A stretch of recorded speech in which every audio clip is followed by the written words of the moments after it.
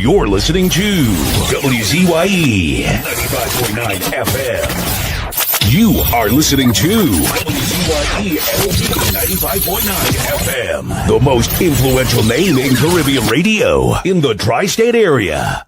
Broadcasting from East Orange, New Jersey. The most influential name in Caribbean radio. WZYE 95.9 FM.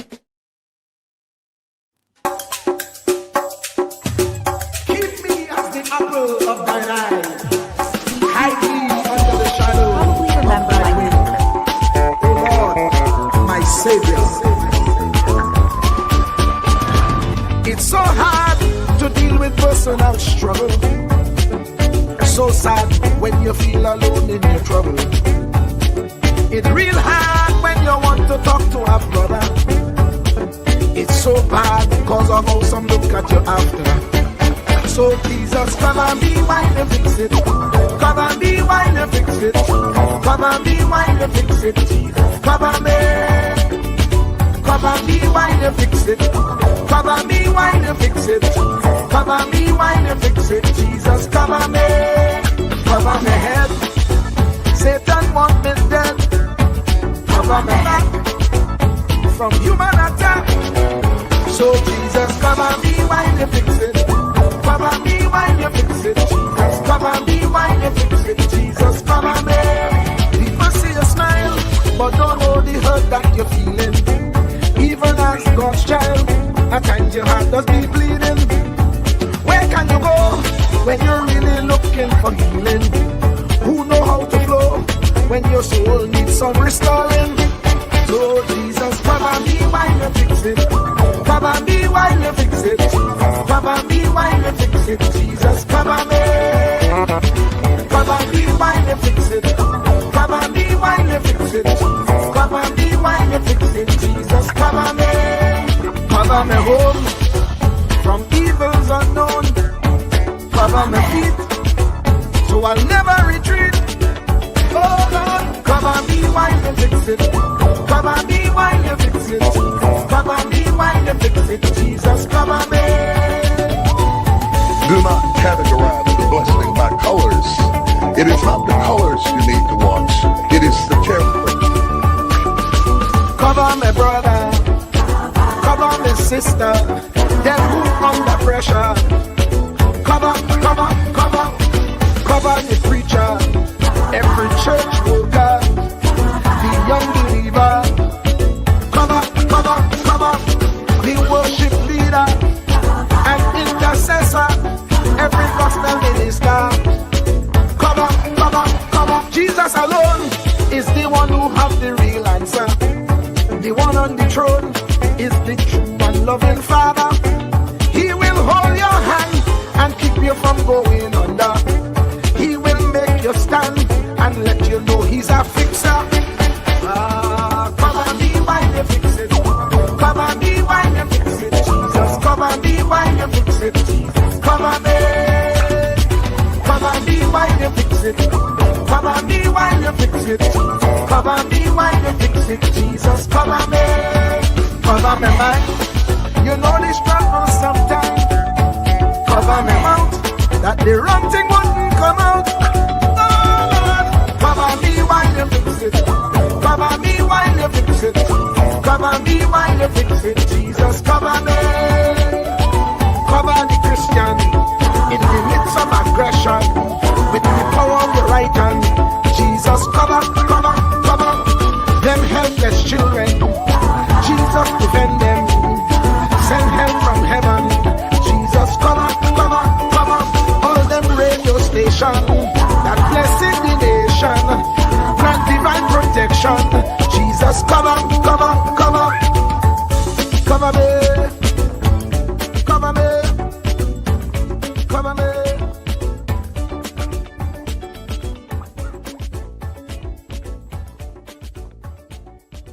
Do not categorize the blessing by colors.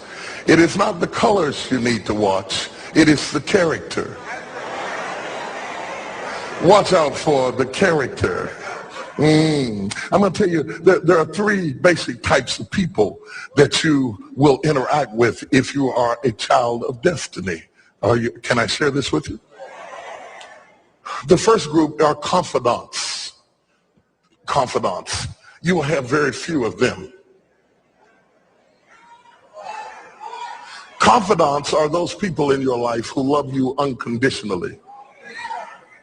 They are into you. Whether you're up or down, right or wrong, they are into you.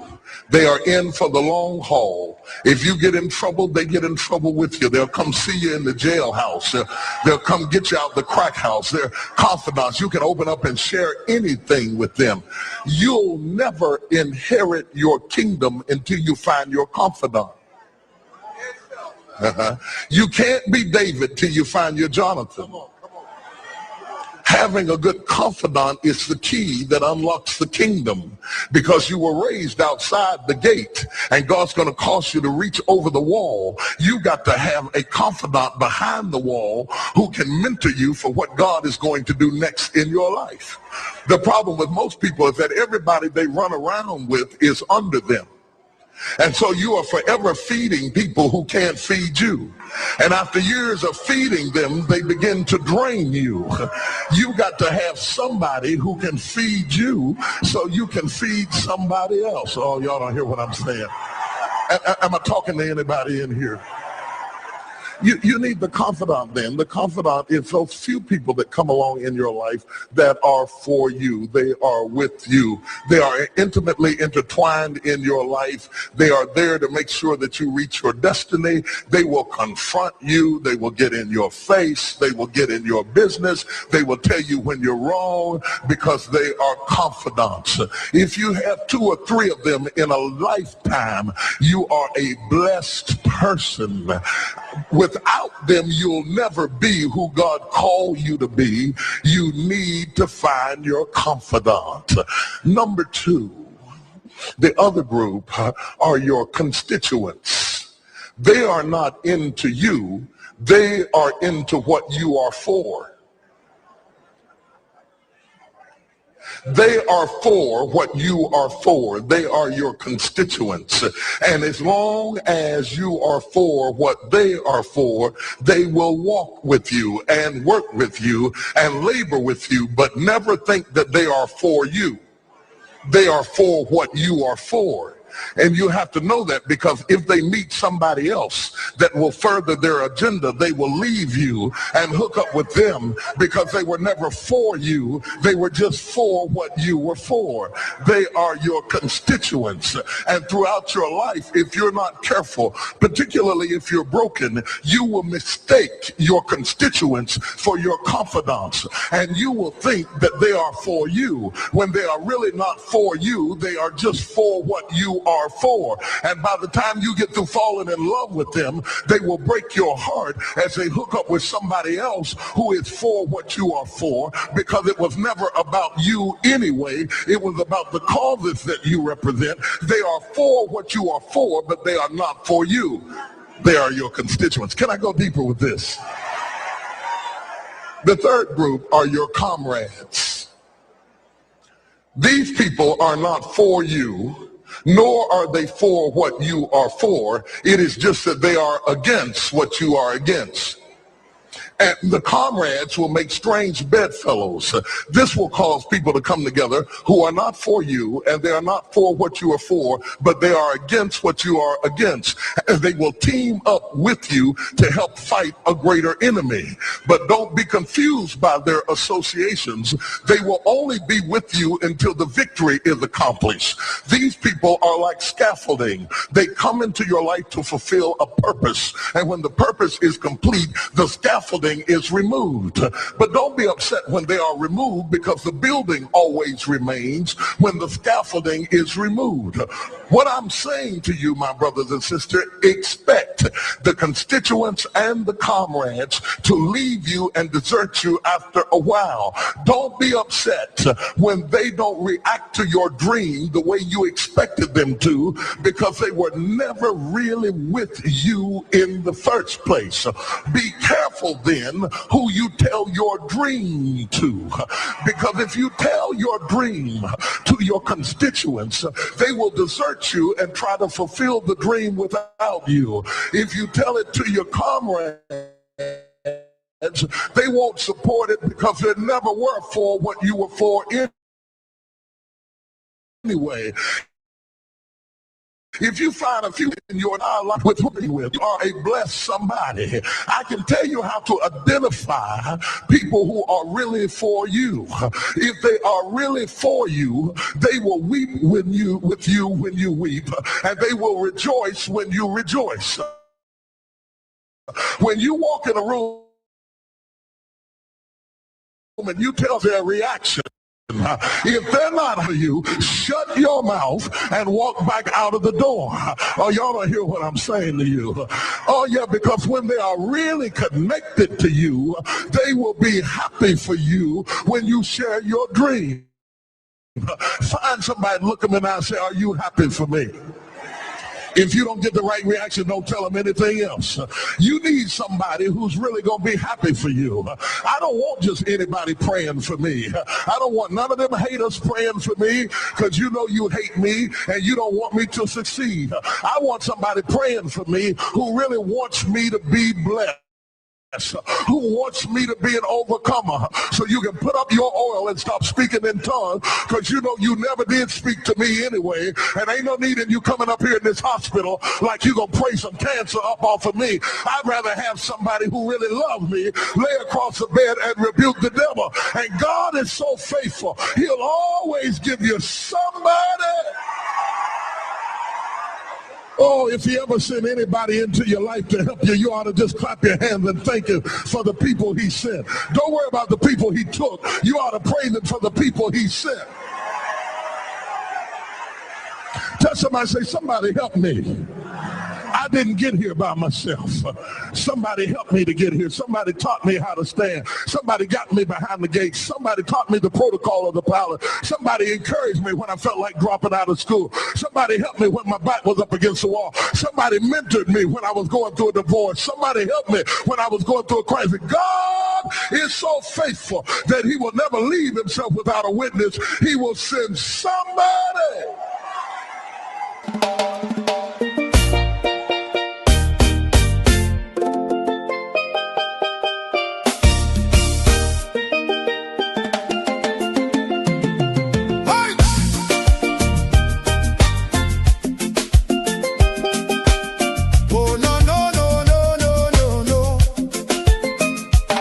Lord, we tune into WZYE 95.9, your world right in the airwaves, shining bright and fine. From Margate to the islands, the signal never fades. We lift our hands and praise you for the joy that it brings today. Bless Mr. Wall Street, Uncle Tommy, all the viewers too. Every viewer, every caller, every chatter in the crew. Pour your favor on the station, let the Holy Ghost flow free. WZYE 95.9, broadcasting victory.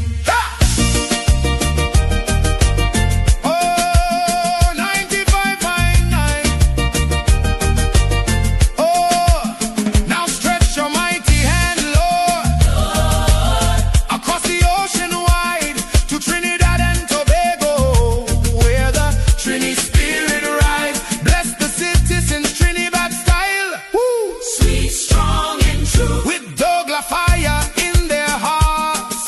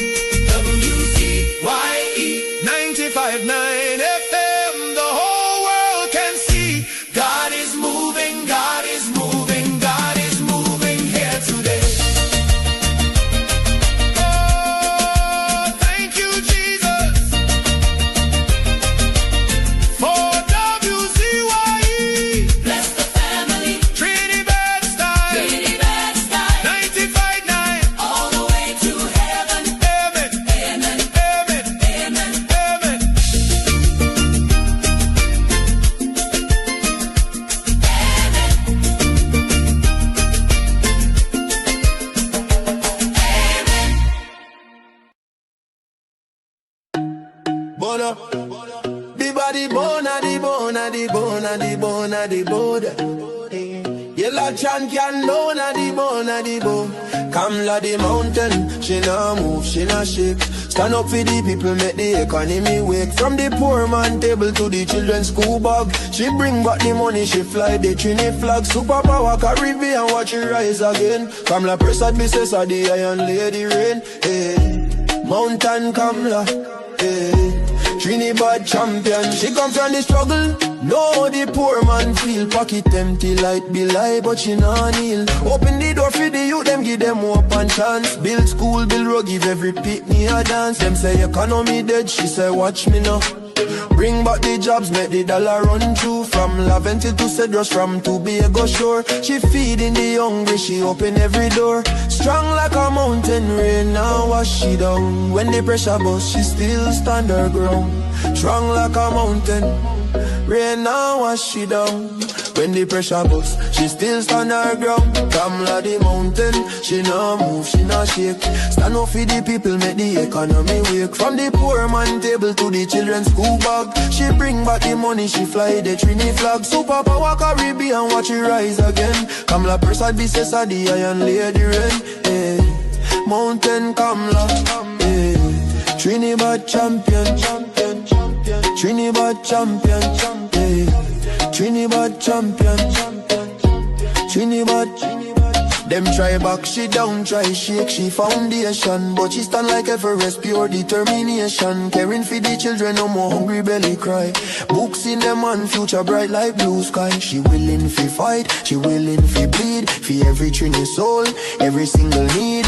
Oil money flowing, tourism boss again. Trinidad and Tobago with the boss of the chain. No more begging no island, we leading the pack. Kamla the general, we marching right back. She fly straight to USA, link up with Trump. Sit down like boss, no time for no stamp. Talk for the people, talk for the land. Come back with the pen, we go right all the wrong. And sign off the deals, make the money rain hard. Economy jump up, no more so fired. Poor man get house, children get light. She rewrite the future, make everything right. That pen in she hand like Excalibur blade. Kamla the queen, know the whole world afraid. She strong, she wise, she love we fi true. From the ghetto to the mansion, she there for me and you. One voice, one nation, one Trinidad queen. 23 seats and beyond, she live in the dream. Kamla the mountain, she nah move, she nah shake. Superpower Caribbean, watch the whole world shake. She get the pen, she right the wrong. Now we on top, eh. Mountain Kamla, Trinidad and Tobago, we back on top again, eh. Trumping champion, Kamla, Kamla, Kamla, Kamla, Kamla. Trinidad forever.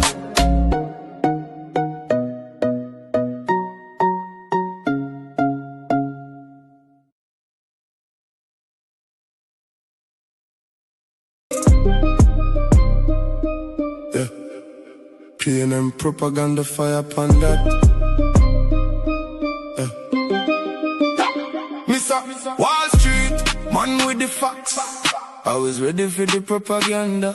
Put it to rest, you see that. Laventil Bar, New Jersey breed. Real runner, freedom fighter. Uncle Tommy the silent assassin, greed. Ready for the fight, ready for set things right. All the people on the chat, the callers, the viewers. Whole night, we originate, not imitate. We not copy, we create. Bring the truth and the facts to the people. Big up Trinidad and Tobago, nah late. From Laventil Hills to Jersey streets to rise. Silent assassin with the microphone, cutting lies like a knife. WZYE 95.9, the station where the real ones tune in. Bubble heads talking nonsense, but Wall Street drop the facts and win. Fraud of the week, they get exposed, no filter, no gloves. They are the real runner, freedom fighter pushing from above. Chatters light up, callers, boss, viewers locking strong. Uncle Tommy in the building, propaganda done, you hear the song. Mr. Wall Street, man with the facts. Always ready for the propaganda. Put it to rest, yes, yeah, that. Laventil Barn, New Jersey breed. Real runner, freedom fighter. Uncle Tommy the silent assassin greed.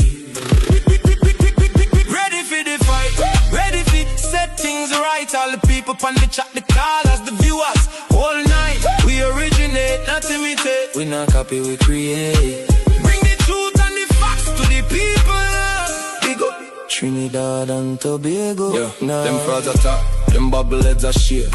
Wall Street drop knowledge like a 45, now fear. From love and kill to the word, the silent wanna speak. Freedom fighter in the night, the truth where the people seek. WZYE 95.9, the frequency we control. Call us bust the line, chapters bust the pole. We ready for the war, ready for the fight. Set the record straight every single night.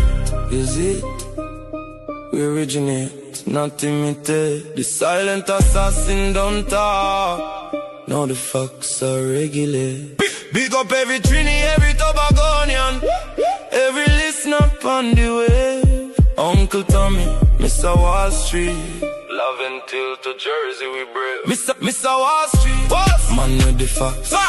Always ready for the propaganda. Put it to rest, yes it does. Rest it.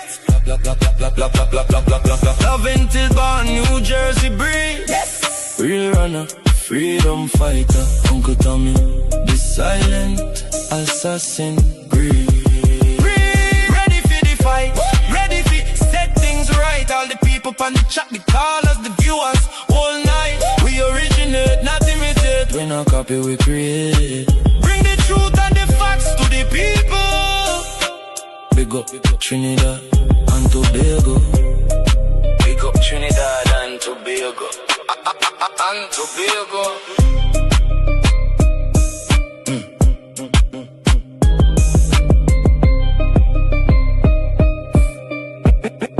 Big up Trinidad and Tobago. Back whatever, for whatever, back whatever. We moving up, straight to the top.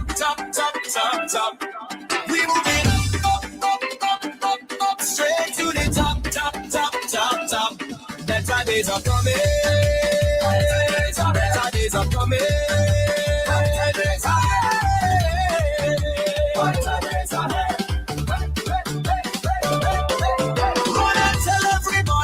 change has finally come.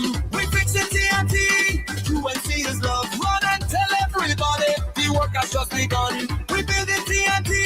UNC will get it done. So whatever, and back whatever. So whatever, and back whatever. So whatever, and back whatever.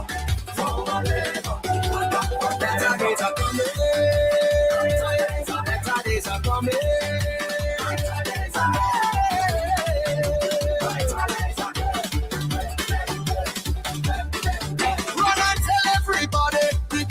To come, we shaping TNT.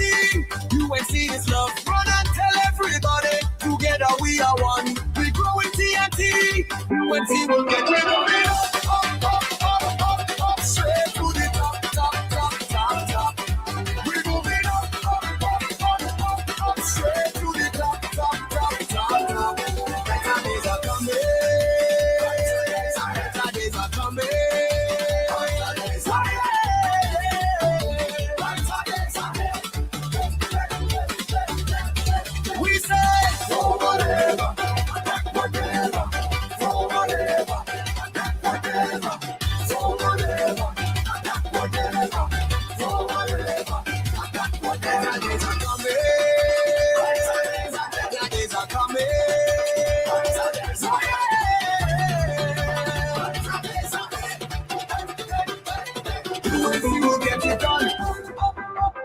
UNC has just begun. UNC for everyone. UNC is love.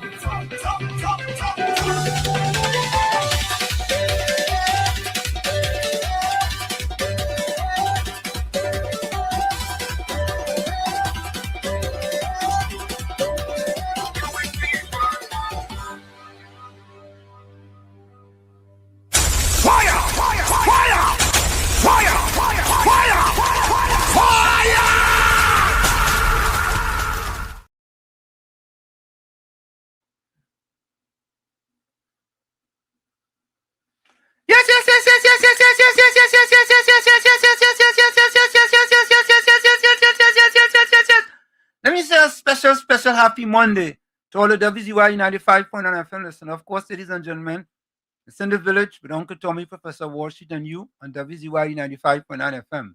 We come to you every Monday, Tuesday, and Thursday from 7 to 10 p.m. That's every Monday, Tuesday, and Thursday from 7 to 10 p.m.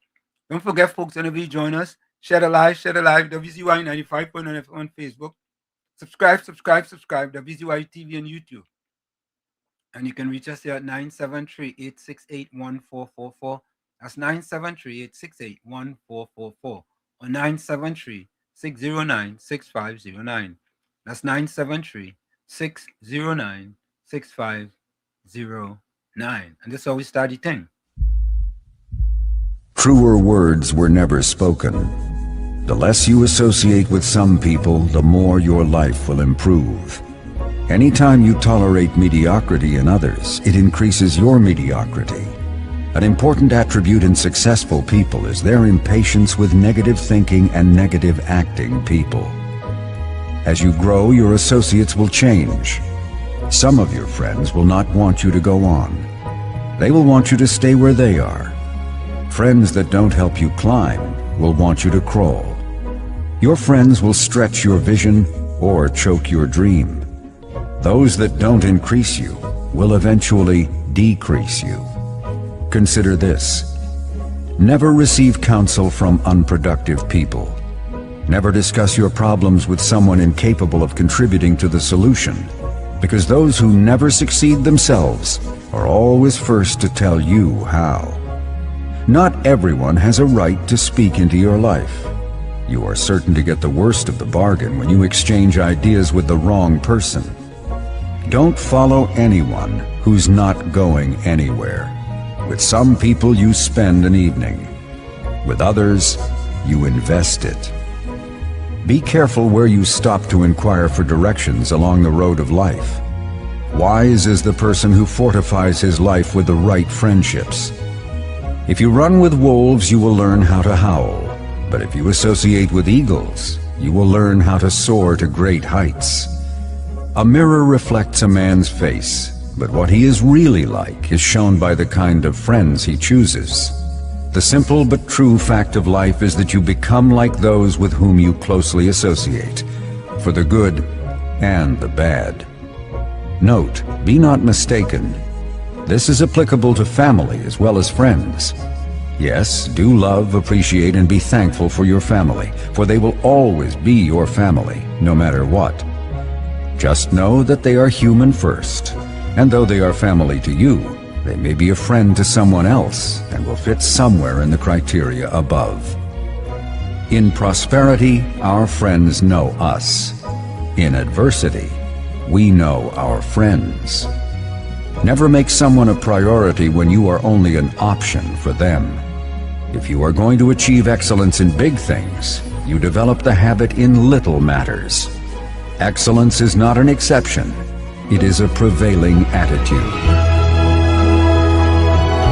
Welcome to WZYE TV 95.9 FM. We come to you every Monday, Tuesday, and Thursday from 7 to 10 p.m. and on Sunday from 1 to 4 p.m. on Let's Talk Politics. Like, share and subscribe to keep up to date with reality affecting your life, and as we always say, we bring the truth, the whole truth and nothing but the truth.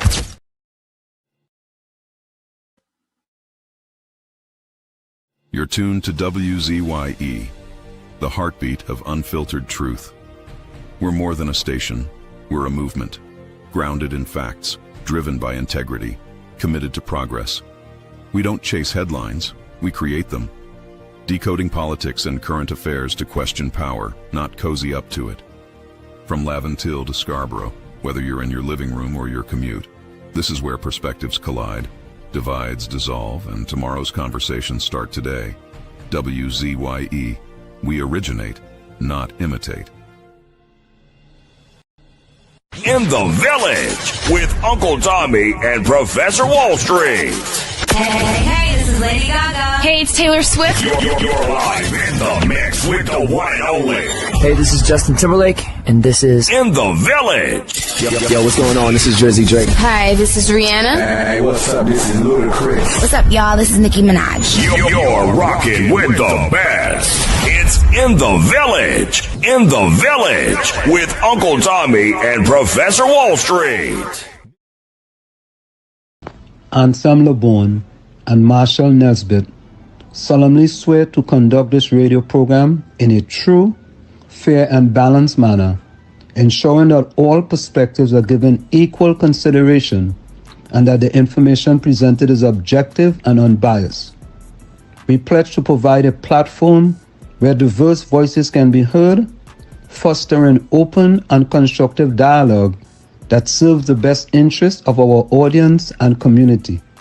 Our commitment is to uphold the principles of journalistic integrity and ethical broadcasting throughout the duration of this program. Thank you.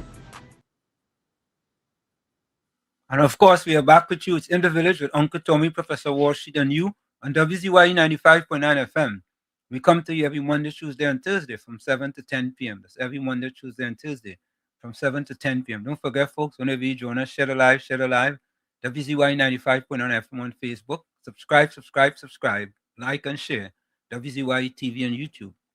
And you can reach us here at 973-868-1444. That's 973-868-1444. Let me say a pleasant, happy Monday to my pal, the young man himself, the man better known as Marshall Uncle Tommy Nesbitt. Tommy, welcome. Good evening, Wall Street Damas. Good evening to you. It's a lovely Monday after a grueling Sunday. What? Our Sunday was grueling. Well, everybody sat on their pins and needles as they awaited Spain's win. Oh, okay. Tommy, it's interesting, eh? Of course, my wife was into the World Cup. Yes. I think she played netball when she was younger. That's good enough. Yeah, netball. And so she was very, very enthusiastic in who winning the game. Who was she rooting for? I think she was rooting for Spain. Yep. I think so. Yeah. And for me, that game was basically a whitewash for Spain. Of course. Even though they only scored one goal. They actually scored 2 goals. They disallowed a real goal. Correct is right. I think, how much shots Argentina had on goal? 1. Imagine that, Tommy. In a World Cup final, you have 1 shot. They depended on diving a few times, hoping to get. Oh man, Tommy. They played kind of dirty too, They always play dirty. They played dirty. The officials always look the other way. Yeah. But they couldn't get away with it yesterday. Nah, they couldn't. But I see a fella push down one of them fella from Spain and he ain't get no card, he ain't get no call, nothing. Yeah. They get away with it all the time. They used to doing it. Yeah, just. But Tommy, did you see when the president handed over the trophy? The president Infantino was trying to get him to move away from the players. And did you realize that? Well, a lot of things. Well, because I guess if you are the president, you must want to take a picture with the World Cup champion so you can hang that up in your office somewhere and you can keep that for the rest of your life. Yep. Tommy, I find the president look like if he gained a little bit of weight. It looked like well, let me not comment. No, I felt he looked a little chubby. You didn't feel so fine, so? Yeah, he looked like Who am I to say? No, I just saying, because I really haven't kind of seen him so up close and personal up close in a long time, and I find you know, he looked like he had a few extra meals. Yep. Maybe it's just my eyes because I just wear glasses. Anthony, I just go into this comment here. Anthony Ford said this World Cup will go down as the worst in history. You think so? In certain respects, it's the worst, and in certain respects, it's the best. But that is what you had said. Yeah, you had said that yesterday. And I still mean it. Yeah,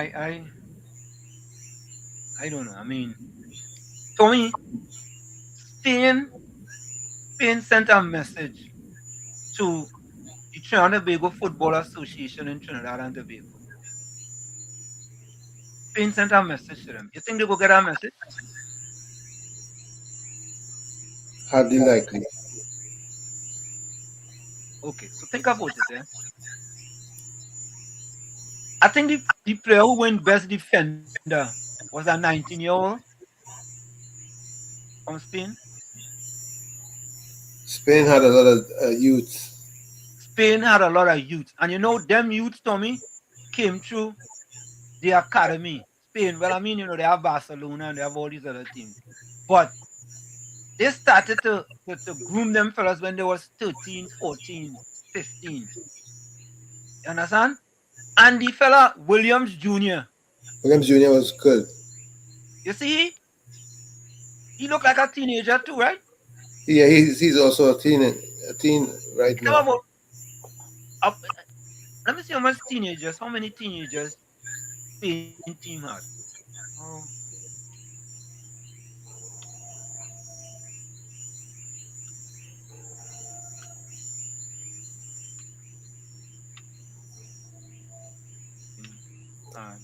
How many? Starting.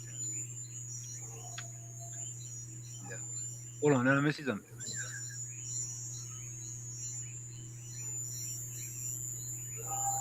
Let me see something.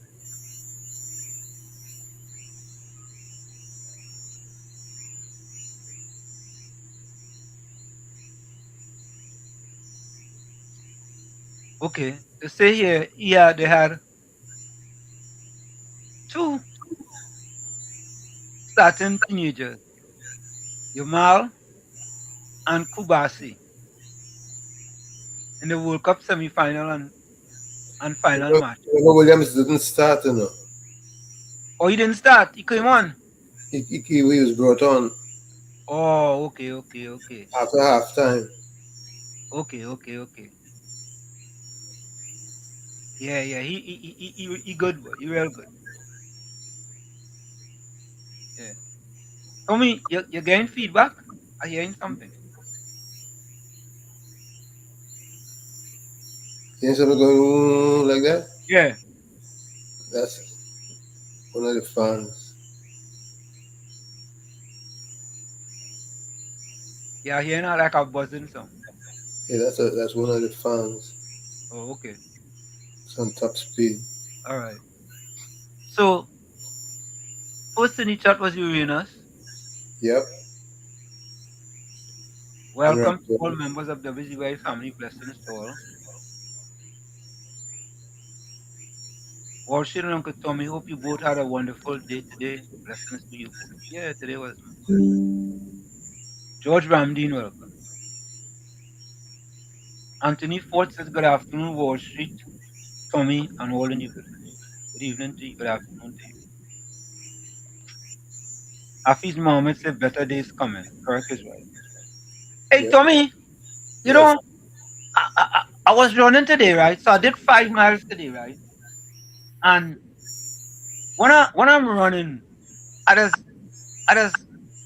when I finish, because you know when I'm running, it's a kind of high I just get. True. So I have a question. I have a question to ask. Although I like to ask questions.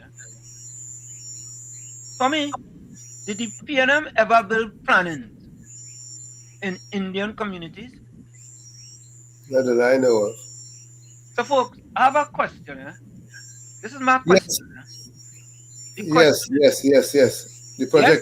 project that I worked on, which is a HEC project, was in Hoover. Plannings? It wasn't plannings. It was house. It was No. housing. No, listen to the question carefully. You mean when you say planning, you mean buildings? Yes. Like, for example, if you Like go my, down Nelson Street in Port of Spain, yes. plannings. You go No, up no. Schumacher Claventil, plannings. You go Yeah, up Nova, I don't think you'll find any of those in any of the. plannings. You go up Maloney, plannings. You go up Picton, plannings. So after I finish running to me, I asked myself, this is the question. Has the PNM ever built, did the PNM ever build plannings in any Indian communities? The answer is no. Are you sure about that? Well, see, you can find an example. No. Yeah, but you see, because sometimes you may have done it and you just don't know. Remember now, the PNM complaining about the data centers, right? Right? Yes. And in 2022, they was the one that laid the foundation for that. But we didn't know about that. It was a secret. It was a secret. So maybe, Tommy, maybe there was some plannings built somewhere and it was a secret. Well, the only planning that I can think about that is probably mixed, is the one in San Fernando, below the hills, on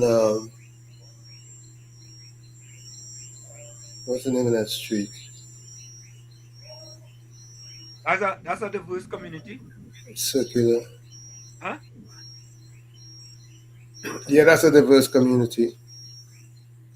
All right. So maybe that counts or that doesn't count. So folks, I'm asking a question, all right? And if they did, can you guys send me where, please? Because I don't know. Azina Smith, welcome. Because I don't know. I don't know. I really don't know. I'm just asking that question. And Tommy, question number 2.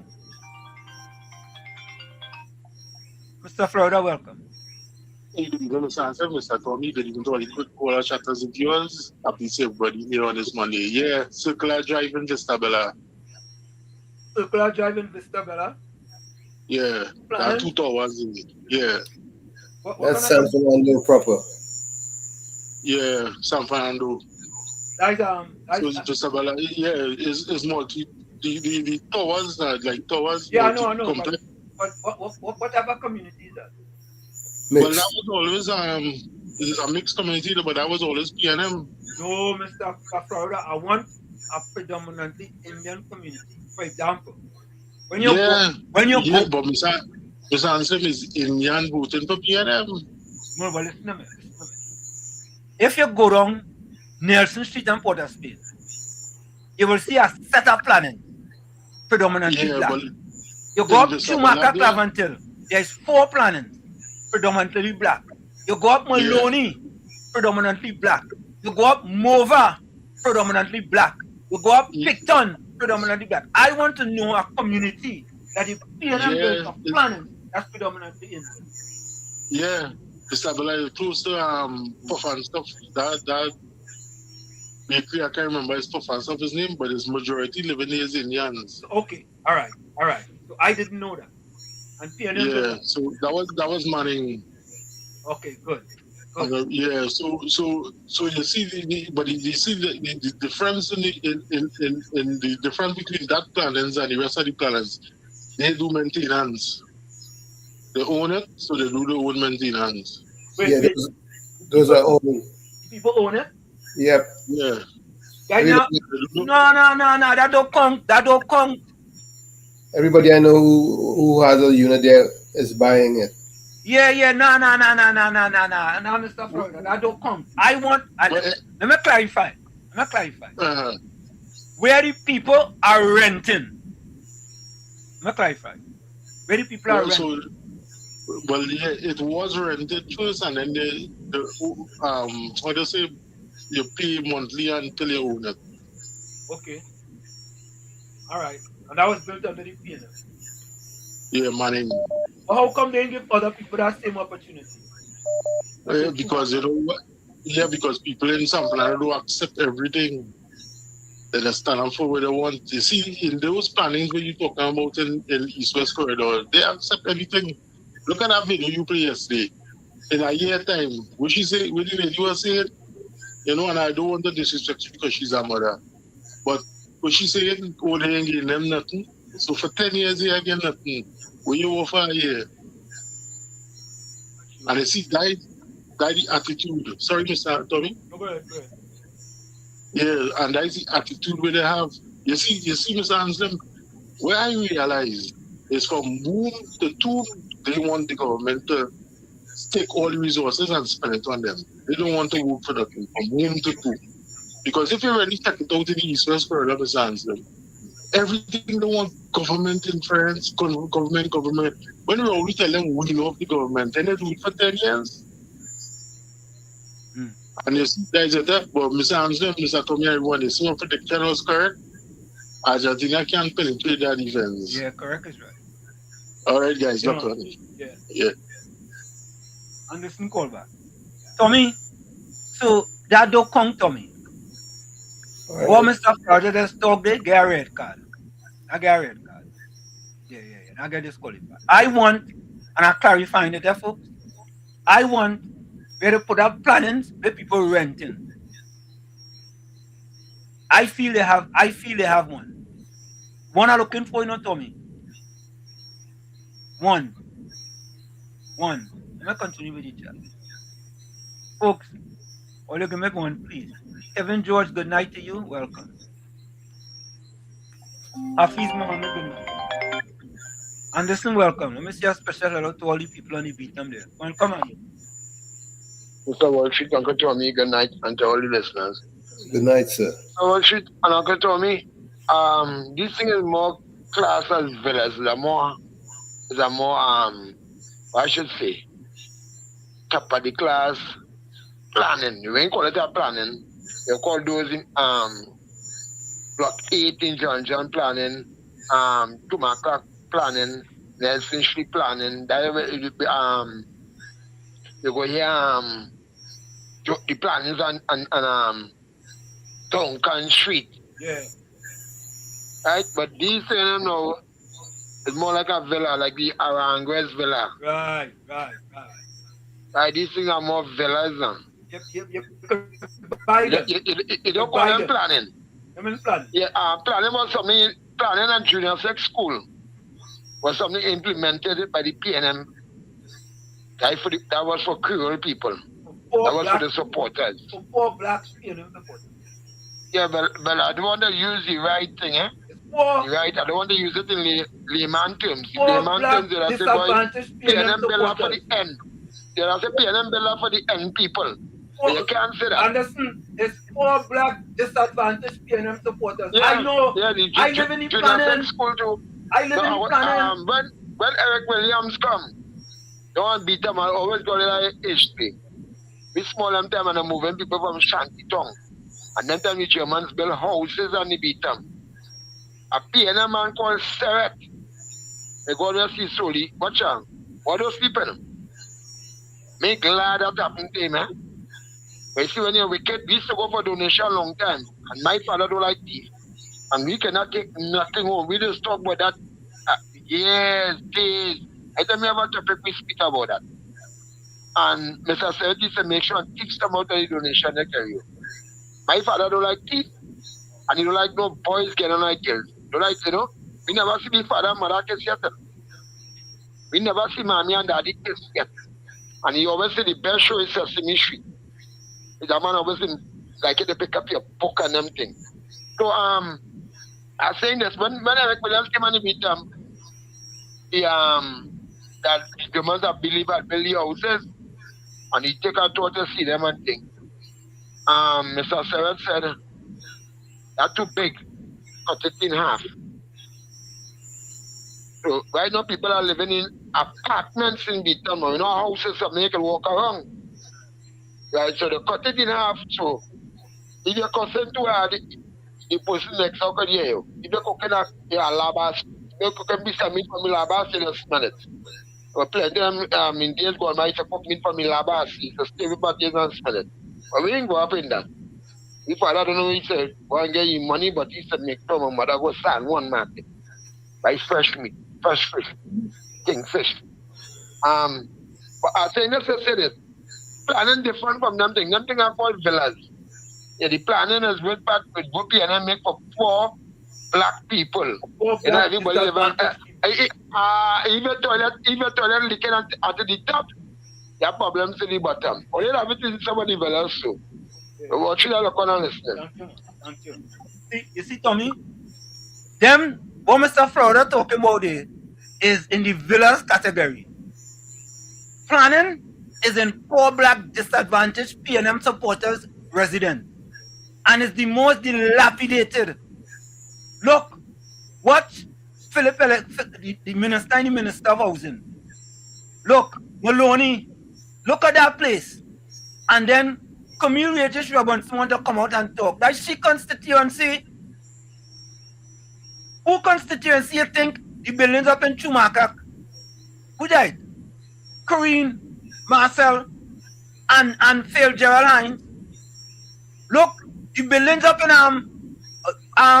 Philip, go by the buildings up in Mova. Up in Mova. Mr. Florida, hold on. Come up the Eastern Main Road, make a left by Lady Young, and go up about half mile. You go see right to the left, it has some plannings there. Go and see them. Or you go and see them. Go down Port of Spain, down by the East Dry River. Where are them tall planning right across the street there. Go and see them. Go down Duncan Street. Go and see them planning on them. PNM. We love you so, we have you living in Swallow. Yeah. Sorry, Mr. Fresh. Go ahead. No, I just called to say understood is correct. Correct. I just find out, I just shoot a text there and I get a text. Understood is 100% correct. It's villas. Yeah. Guys, look on. Thanks. It's villas. PNM don't build no villas in no black community. It's planning. Planning in all their preference. Yeah? And when all they're getting there, right? All they don't pay rent for 20 years. Right? Tommy? They don't pay rent for 20 years. Let them go because they're voting for me. In year 20 and 1 month, all of a sudden, you're not up for now. Hey, all the other pay rent. You let them go for 20 years, 2 decades, you know, Tommy. They ain't paying rent because they're supporting you and they're voting for you and you're keeping them in the sub-basement. You're putting your hand on the, you're putting your foot on the neck and keeping them down and getting them CPF and URP. Yeah? And look at it today. Look at it today. The minister gone up in Maloney, all your community. Gone up in Canada, all your community.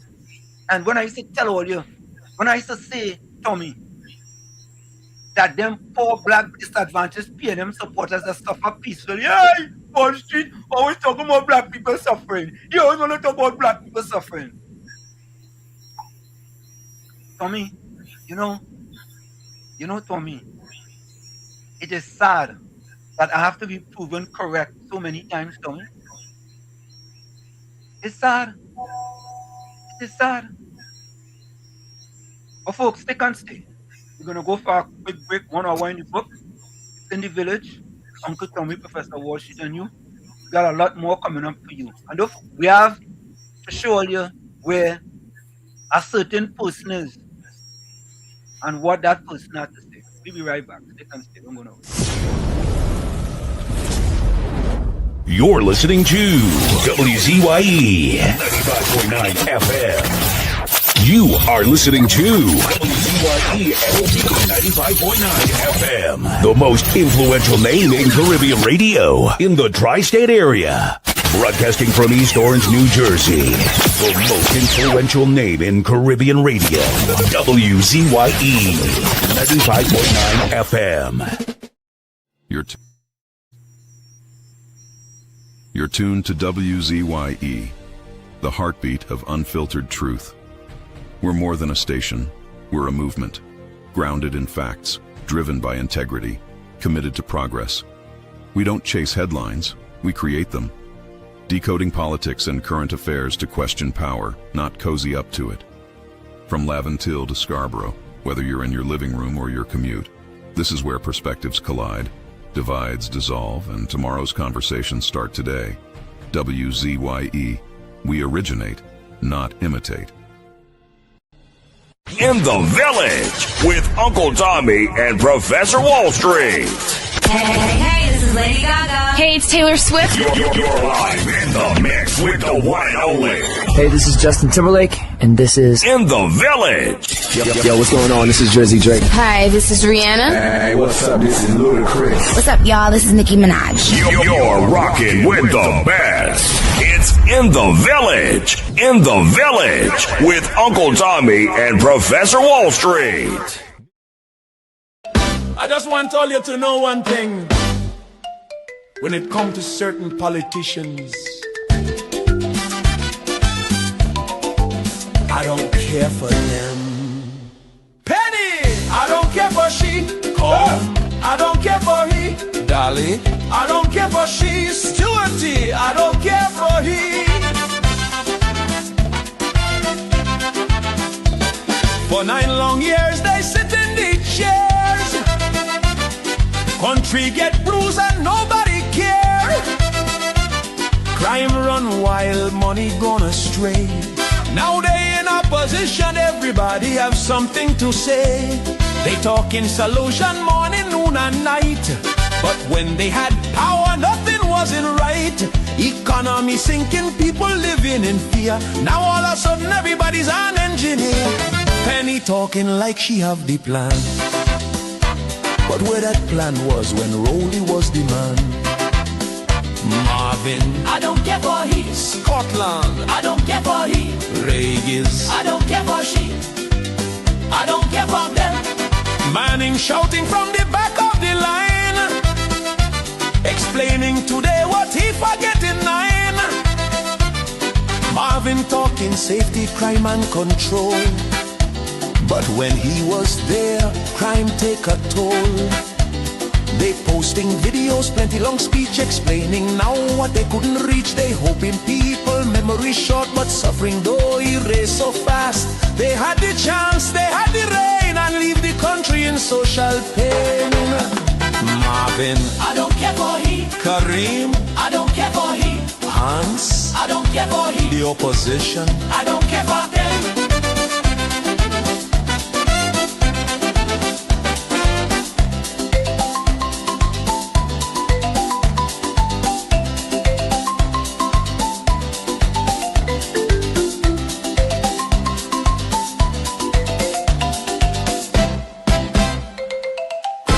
You all left the country in a mess and expect it to be cleaned up in 8 months.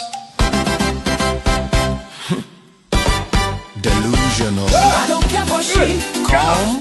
I don't care for he. Dolly. I don't care for she. Stewarty. I don't care for he. PNM. This is the end. I don't care for them.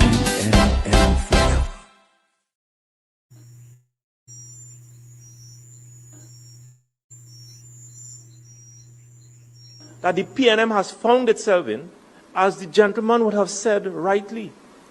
Dr. Eric Williams, many years ago, said that every single member of the PNM is a propagandist of the PNM.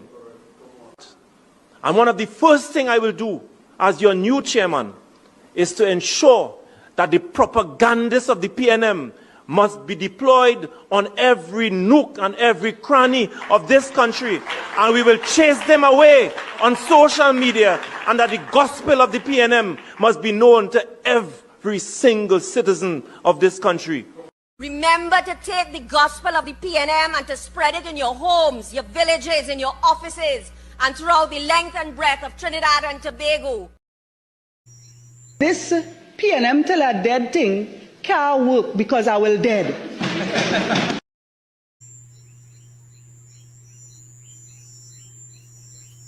We are back with you. It's In the Village with Uncle Tommy, Professor Walsh, and you on WZYE 95.9 FM. We come to you every Monday, Tuesday, and Thursday from 7 to 10 p.m. That's every Monday, Tuesday, and Thursday from 7 to 10 p.m. Don't forget, folks, and we join us, share alive, WZYE 95.9 FM on Facebook. Subscribe. WZYE TV on YouTube. And you can reach us here at 973-868-1444.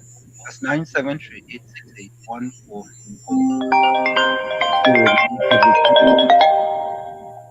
Also at 973 Take that call. No call, Tommy, go ahead. Yeah, we're saying that also at 973-609-6509.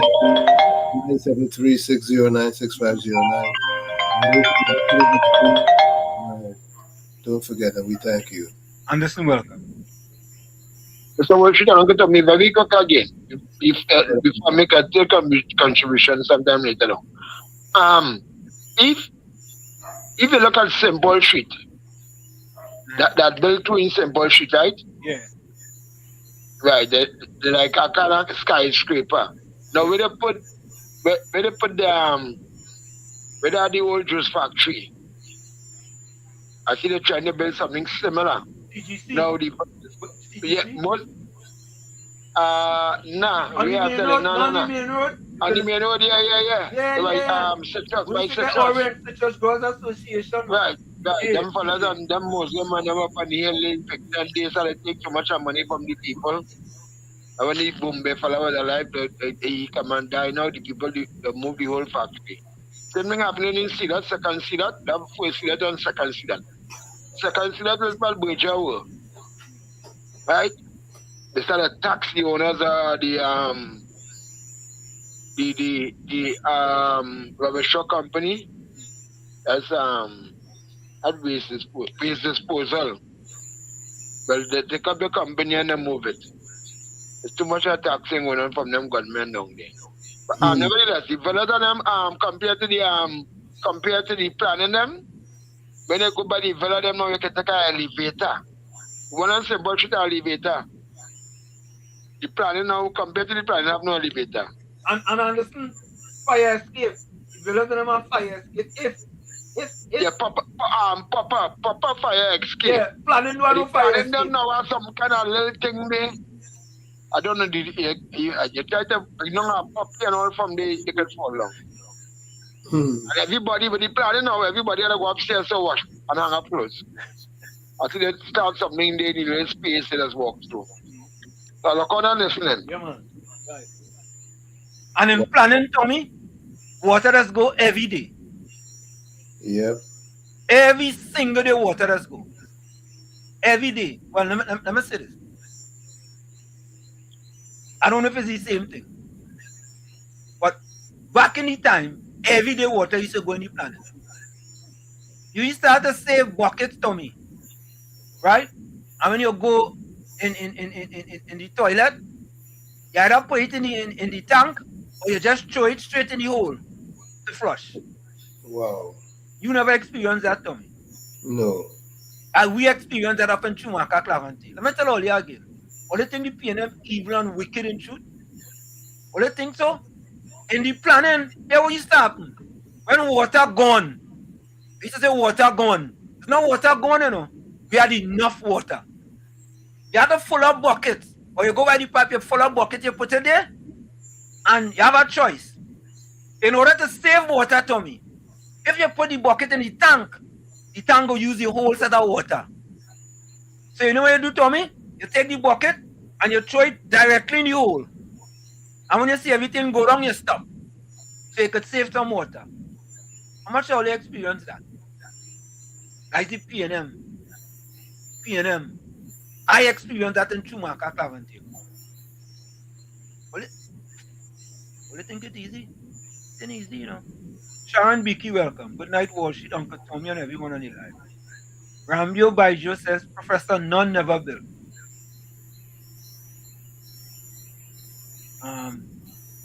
Phoenix 1010 says, all that beat them. Oh God. What did you go in, man? Anthony D says, good night.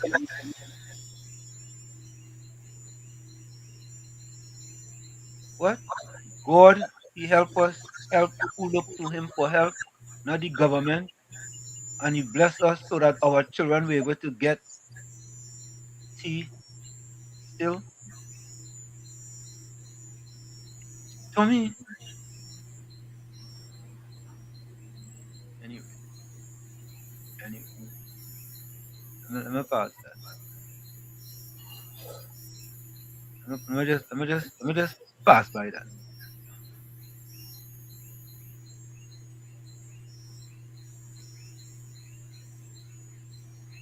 Mr. Santa Cruz says, if Rowley did not agree to the salary increase, nobody would have gotten any increase. That's a fact.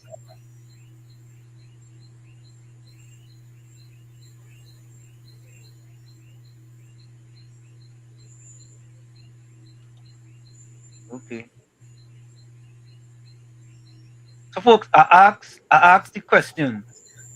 Planning in a built by the PNM, a rental planning built by the PNM in an Indian community.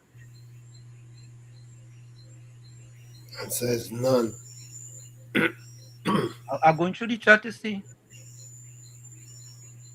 Johnny C said PNM brought a lot of foreigners to live in Arima in the PNM housing scheme, thus creating powerful voter banks. Penny herself is one of those who came, not an original Arimianian. Azina Smith, welcome. Michael Scotland said I have to thank the late Basdio Pandey and John Humphrey for me owning my own house today after on a waiting list for years. Yeah. Tommy, Mr. Intellectual, hold a minute. Tommy, I want to go out on a limb. But let me ask you a question. Asking another question tonight. Which people or which party supporters you think are the most on them waiting list for houses? PNM. Tommy, you sure about that, boy? Almost. Mr. Intellectual, welcome. Where you going? Well, by the grace of God, recuperating. Wonderful. Yeah, we don't have Indian communities in Trinidad and Tobago. Right? We don't even have Indian in Trinidad and Tobago. We probably have descendants and those who probably came across here to work like expats and things. Now you might be able to call them Indian because they originally from there. Right. But we are no original Indian living in Trinidad and Tobago. No, but I not in communities, right? Mr. Intellectual, hear what I'm saying. Hear what I'm saying. Let me be honest, right? If you go to Chumaka Clavendale, if you allow me, pro, you will understand where I'm coming from. Okay, go ahead. Right? Yeah. The thing is,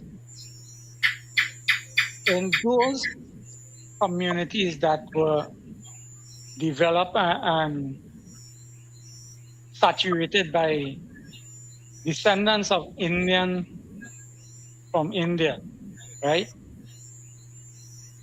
Never saw the benefit in having those plannings and those kind of community development that the PNM sought to do.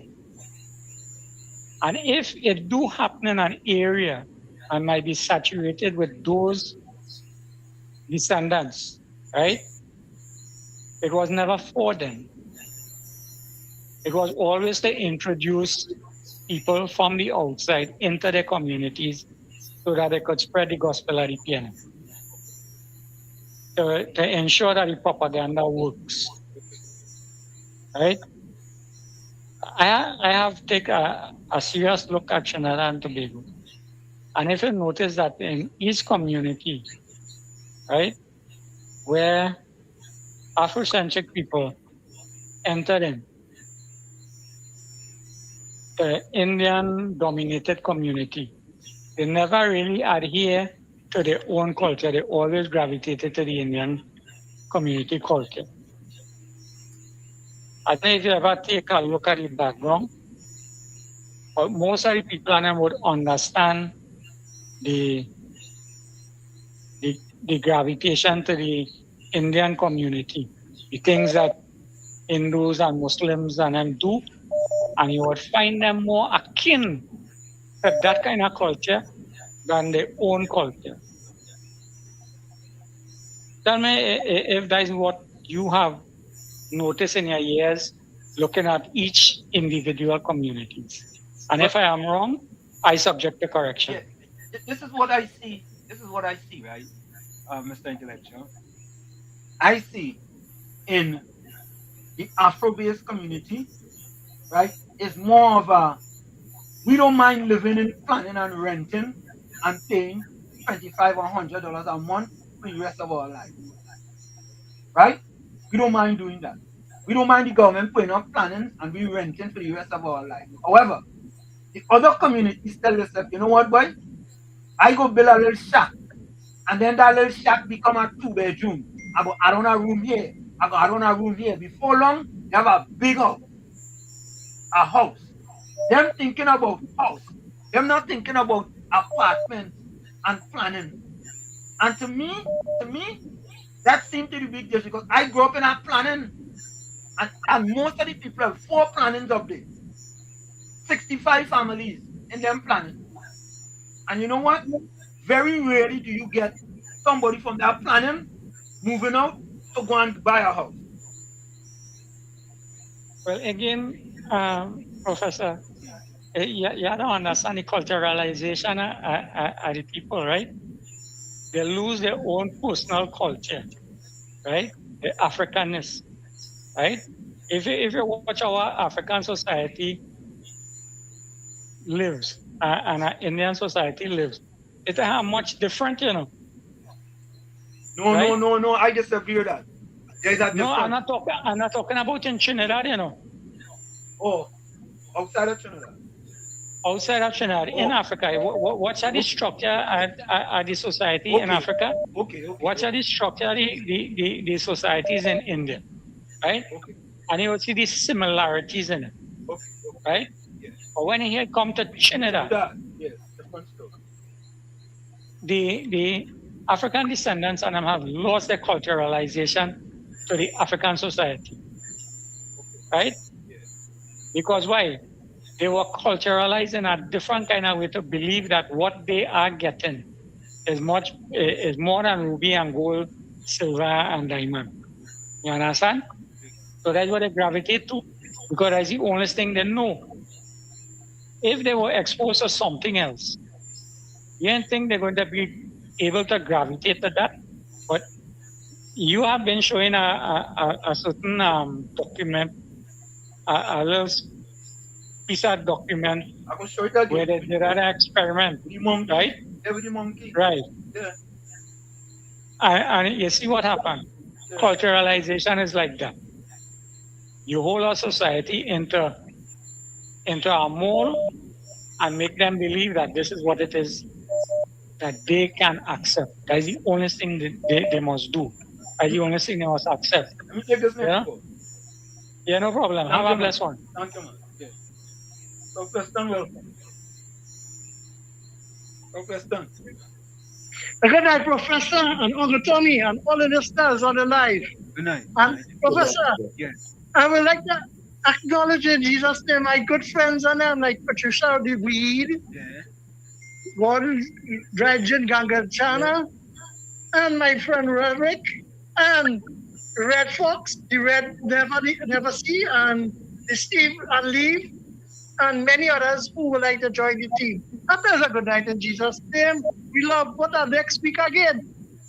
But Professor and Uncle Tommy, now you see, first to begin, I think it was a reggae star by the name of Bob Marley, right? You have to know where you're coming from to know where you're going, right? Or where your history, right? Or something like that, right? Yeah. Right. So, once upon a time in the Republic of Trinidad and Tobago, under the colonial master, you understand what I said, right? Yeah. They're supposed to be under the colonial master before we get Republic, eh? That is supposed to be the right thing. So, when we become a republic, it had a gentleman by the name of Eric Eustace Williams, right? He used, we was an island under the British colony, which had just abolished by the laws of the world the slave trade. And because of the plantation, they need workers. So return to other continent, which the poverty line was very high. They bring the East Indian under a new technical to break the slave trade name, so as the indentured laborers. Now, if you know the structure at Trinidad and Tobago plantations and the plantation of the sugar cane of the indentured, it had barracks all over the land, right? And these barracks and them, they house the East Indian from India to do work the land. And you know what? That last scholar mission, he didn't say, even when the colonial master, right? We had only part say and part still of the independence because we had a prime minister, right? But we still had to answer to the Queen through what his name? Churchill, right? No, he didn't say that the East Indian in the barracks had to get the paper signed still to move from one barracks to the next barracks in villages to go and visit her. So the East Indian diaspora, now you see, had clusters all over Trinidad and Tobago. No, in Trinidad Valley. And in Forest State now, Eric Williams had bought in the islanders, right? And when he bought in the islanders and them, that is why the Martin have 4 seats, Forest State have 4 seats, Arima have 4 seats. And you see how in the center at Tanapuna, there is so much seats to put, and the buildings clusters. The housing they give them to stay in. They had to go up. And in Lavantil, right, you notice the hills that had spread out, but it was on the Nova side before I come over to the Lavantil Picton side. So it was Nilan Masi boxes, houses, and them was free houses for the people. And then he started to give incentive to keep the supporters on them. And then he never take care of them. That's how your parents had to go away and you end up to get betterment in America. But you see, he put these clusters all over to populate the area to keep into power. And that is why and if you study the history now, he declared them because over the years come now, he get to realize they are faithful to the party because all these special programs, all the welfare and social work is to help them out, right? And the segregation, because of the Presbyterian board, right? And the missionaries and them, they start pushing and getting, right? And the formation of the 2 East Indian cultural segregation of the Muslim and the Hindu, right? That is why they say anywhere in the world, these 2 religions is so united because they come as one people to build themselves, while the others was benefiting. And these spin-off, just imagine, if minister going on next planning, and see how they get them it to do what? They just keep them as voter banks. So exactly what it is the same. Which part you see any in East Indian, because the segregation was to see that Eric Williams always say, keep we people one side and don't talk to them people. So you see how it added up today, Professor? Because it's coming out now because of the mischief and the wickedness of the PNL. I'll stop right there for the history class, for the rest of them, to recording and writing and say about the history class just now. Thank you, Professor. Thank you. Look, Tommy. First of all, I'll go play this one, then I'll go play the next one. Watch this. A message from Philip Edward Alexander, Minister in the Ministry of Housing. The Maloney Mall is empty of stores. The food court has 2 barely open restaurants. All the rest have shut their doors. The seating in the adjoining amphitheater is rotting and unusable. The bank removed the only ATM. This is some of what we were told. The residents are under siege. Gangs have seized control of 4 of the 21 buildings.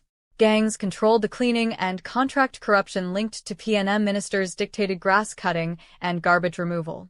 The entire maintenance facility is packed with brand new, no longer working grass cutting machines piled on top each other that, despite failing to do the job, despite workers' complaints of their inefficiency, were continuously purchased from a preferred supplier by the last administration. Our site visit on Friday will result in a report to the HDC board that will most likely prompt investigations into all of the above and more.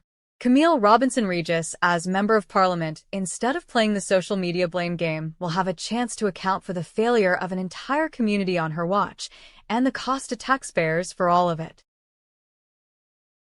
It is, Tommy, why it is that when you go into them predominantly black PNM constituencies, it is the most dilapidated constituencies in Trinidad and Tobago. Why?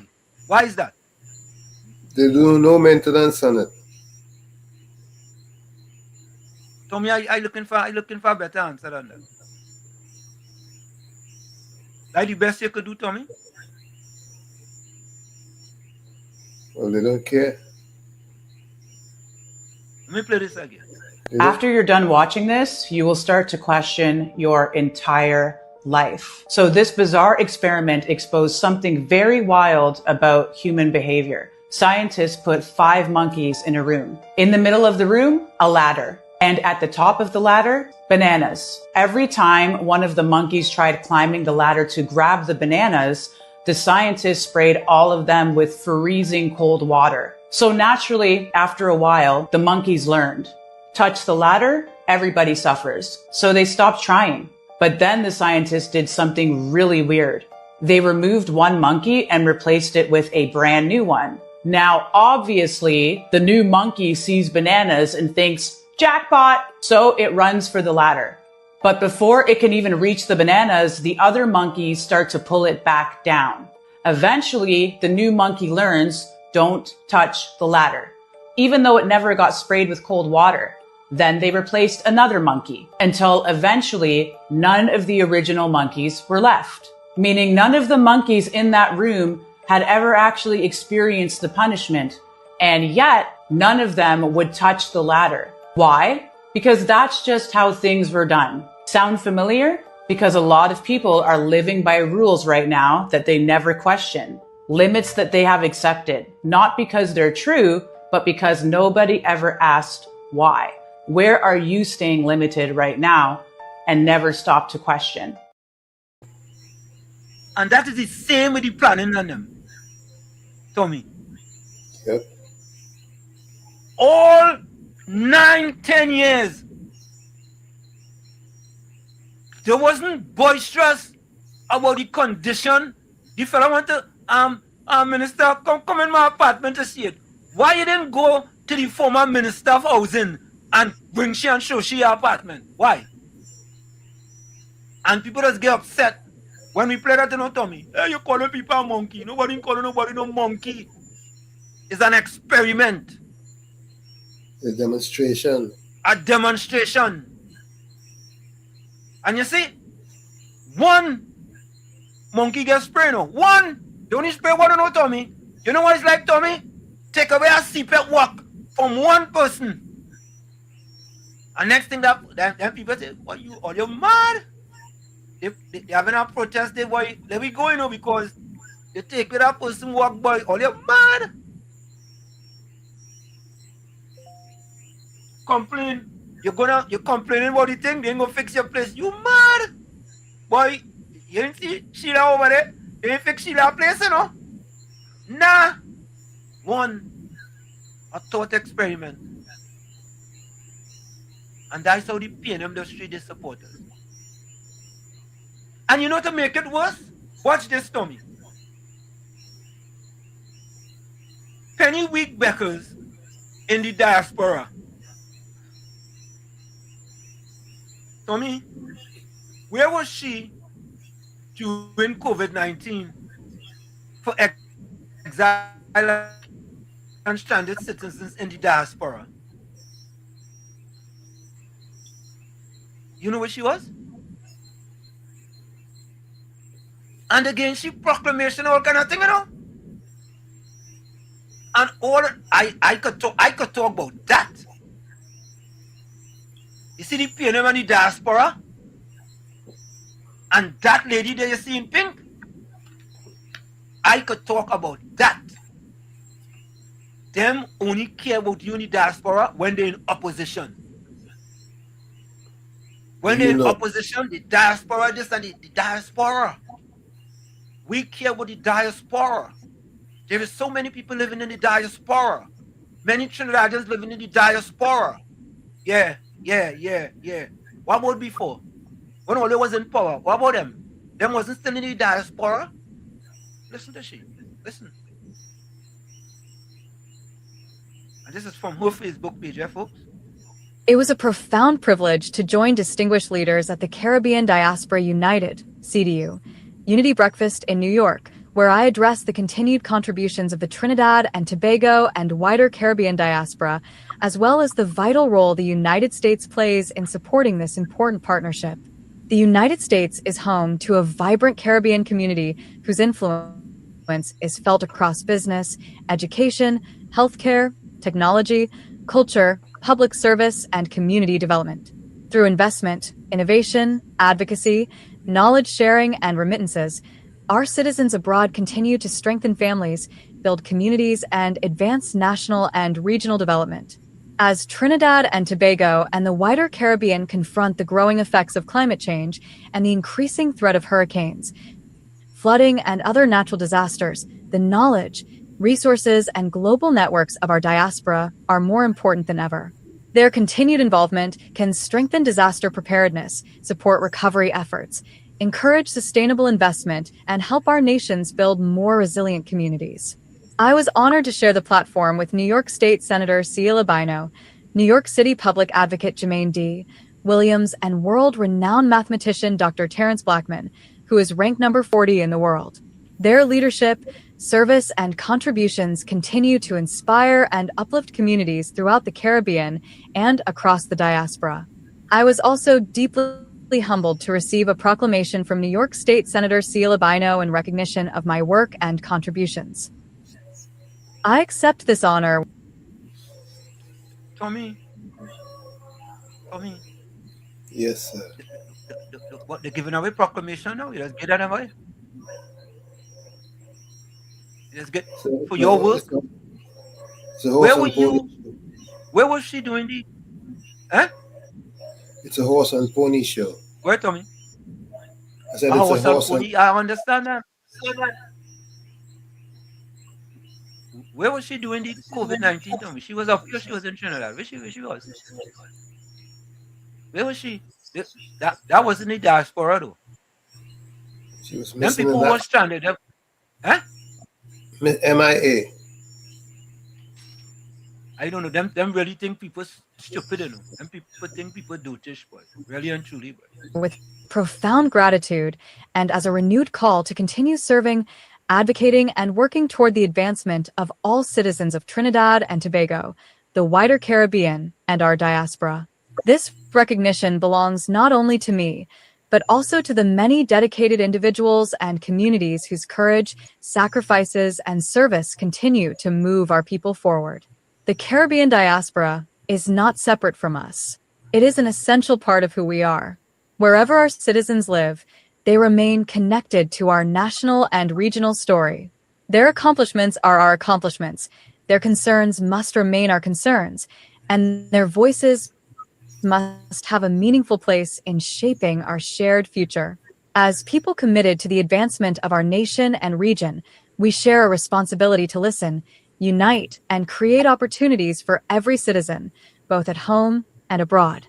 We must build bridges that allow the experience, expertise, and resources of our diaspora to contribute meaningfully to the transformation of Trinidad and Tobago.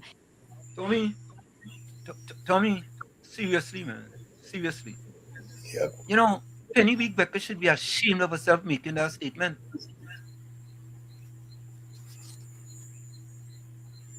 Meaningfully to the transformation of Trinidad and Tobago from people in the diaspora, really and truly.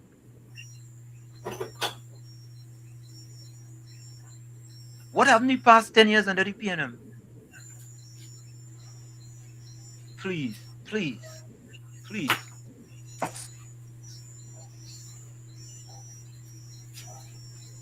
And the wider Caribbean. I extend my sincere appreciation to Mr. Eugene Caribbean Diaspora United Incorporated for his gracious invitation, visionary leadership, and unwavering commitment to strengthening the relationship between the Caribbean and its diaspora.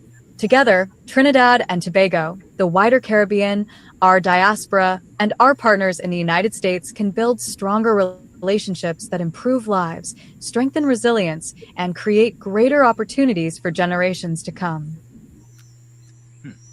Them really want to take people for fools and truth, you know what?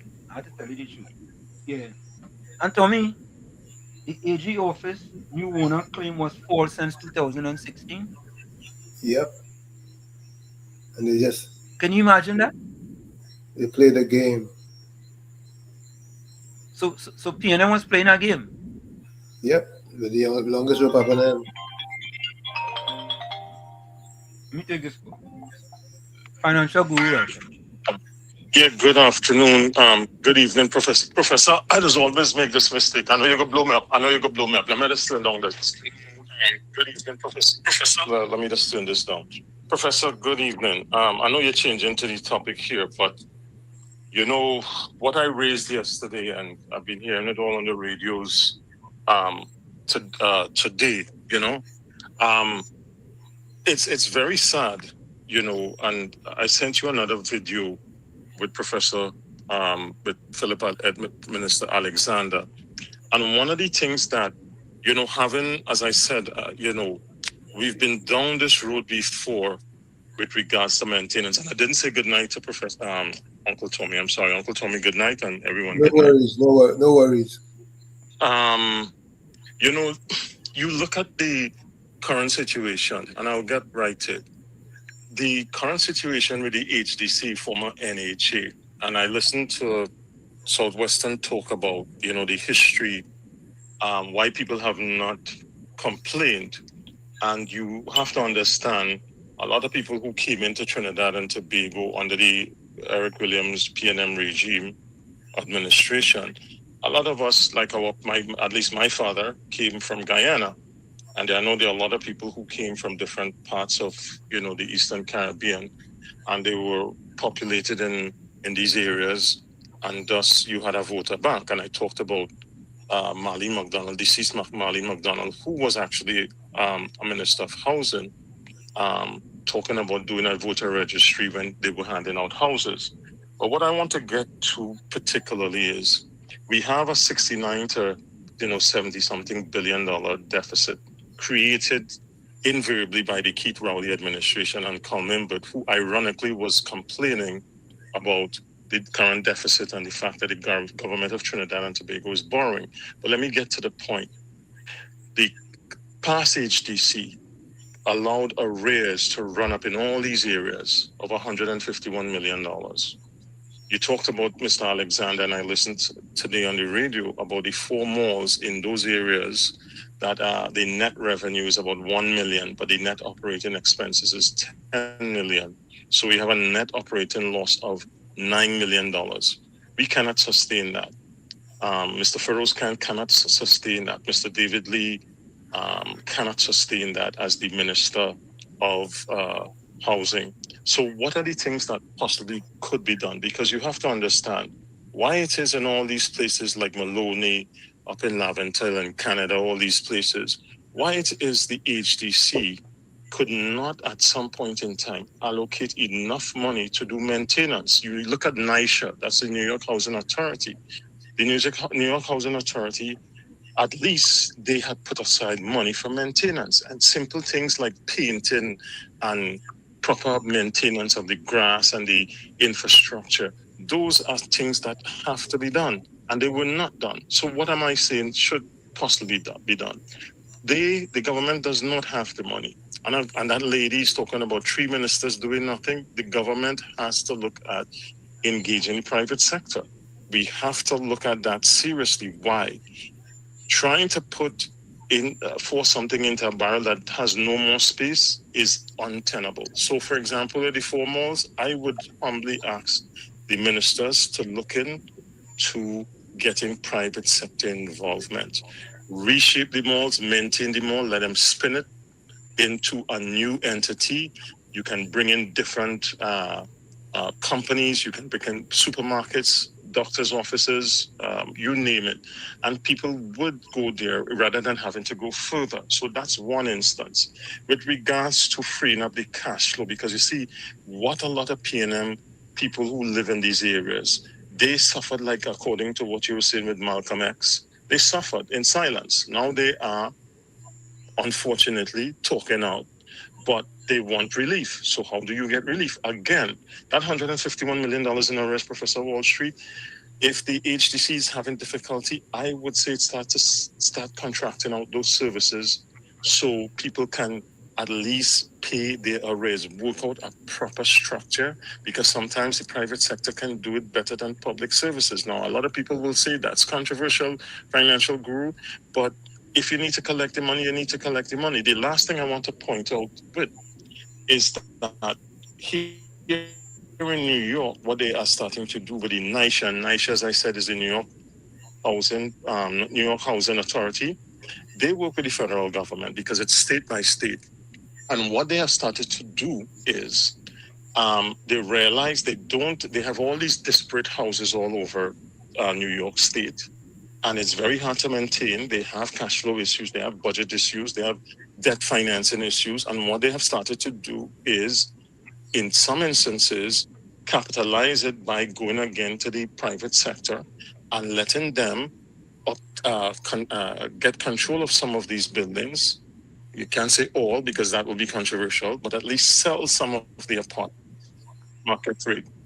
And those are the things that they have to start doing, because unfortunately, Camille Robinson Regis, the lady with the $143,000 with a brown bag, who cannot explain how she got that money, is only bumping her gum. Penelope Beckles, who was also a minister, Randall Mitchell, who was also a minister of housing, Keith Rowley, who was also a minister, did absolutely nothing. And the fact is, until we start earning money in different sources, they're talking about AI centers and they're pushing it down and all of that, and they're talking about Venezuela not giving us gas and all of that. We have to find new ways of providing cash flow so these people could have a decent life. So, Professor Wall Street, with that, Uncle Tommy, everyone, I will close. Have a good night, everyone. Bye-bye. Thank you, financial. Thank you. But Tommy, why it is? Nobody answered the question yet, you know. I don't know. I have to stop asking questions. I'm still looking for one community in Trinidad and Tobago where the PNM build plannings, rental plannings, not villas or what we say in this country, condos, rental apartments. Tommy, I'm still looking for one. I don't think you'll find. I think you need to abandon your search. You think so? Yeah. Maybe I could. You think I should ask Siri? Ask Siri if you want, but Siri would tell you the same thing that we already know. But tell me, why is that? Why? Because it was strategy. It was strategy. It was voter bank pardon. Oh.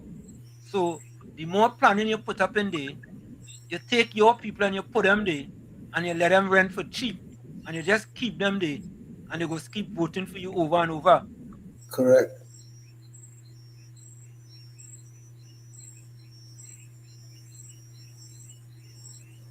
So Tommy, when are those people going to I'm sure your mother was a PNM till she died. Yes, she was a PNM till she died.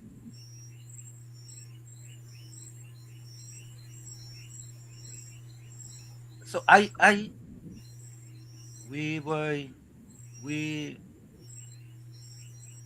but Tommy, why it is intent? Caller, welcome to WZYE 95.9 FM. You're live. All right, the caller reconnected. It's a new caller.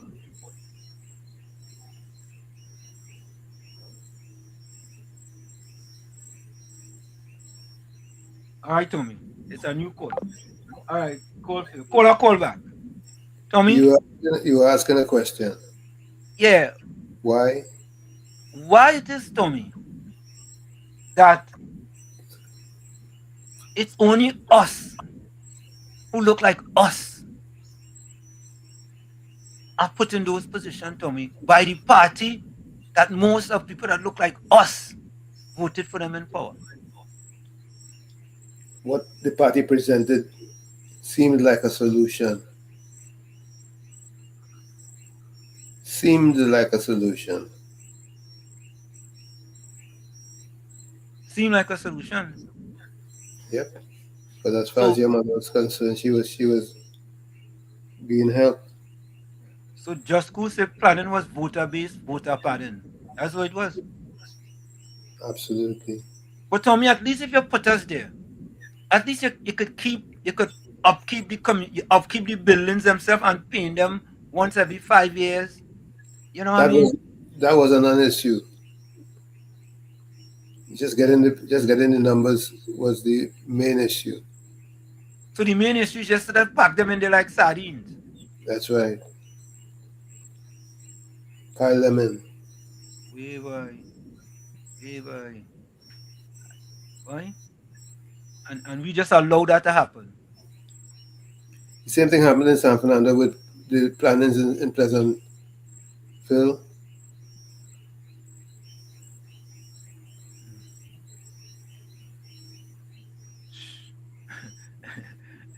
Mr. Intellectual say, if I want to go ahead and frustrate myself. No, Mr. Intellectual, it's not that, boy. It's just, I run into the, and I asked myself that question because I saw the video with Philip Alexander, and I asked myself the question,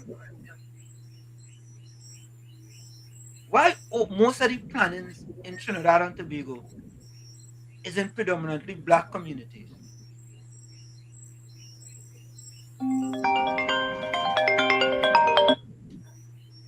Caller, welcome.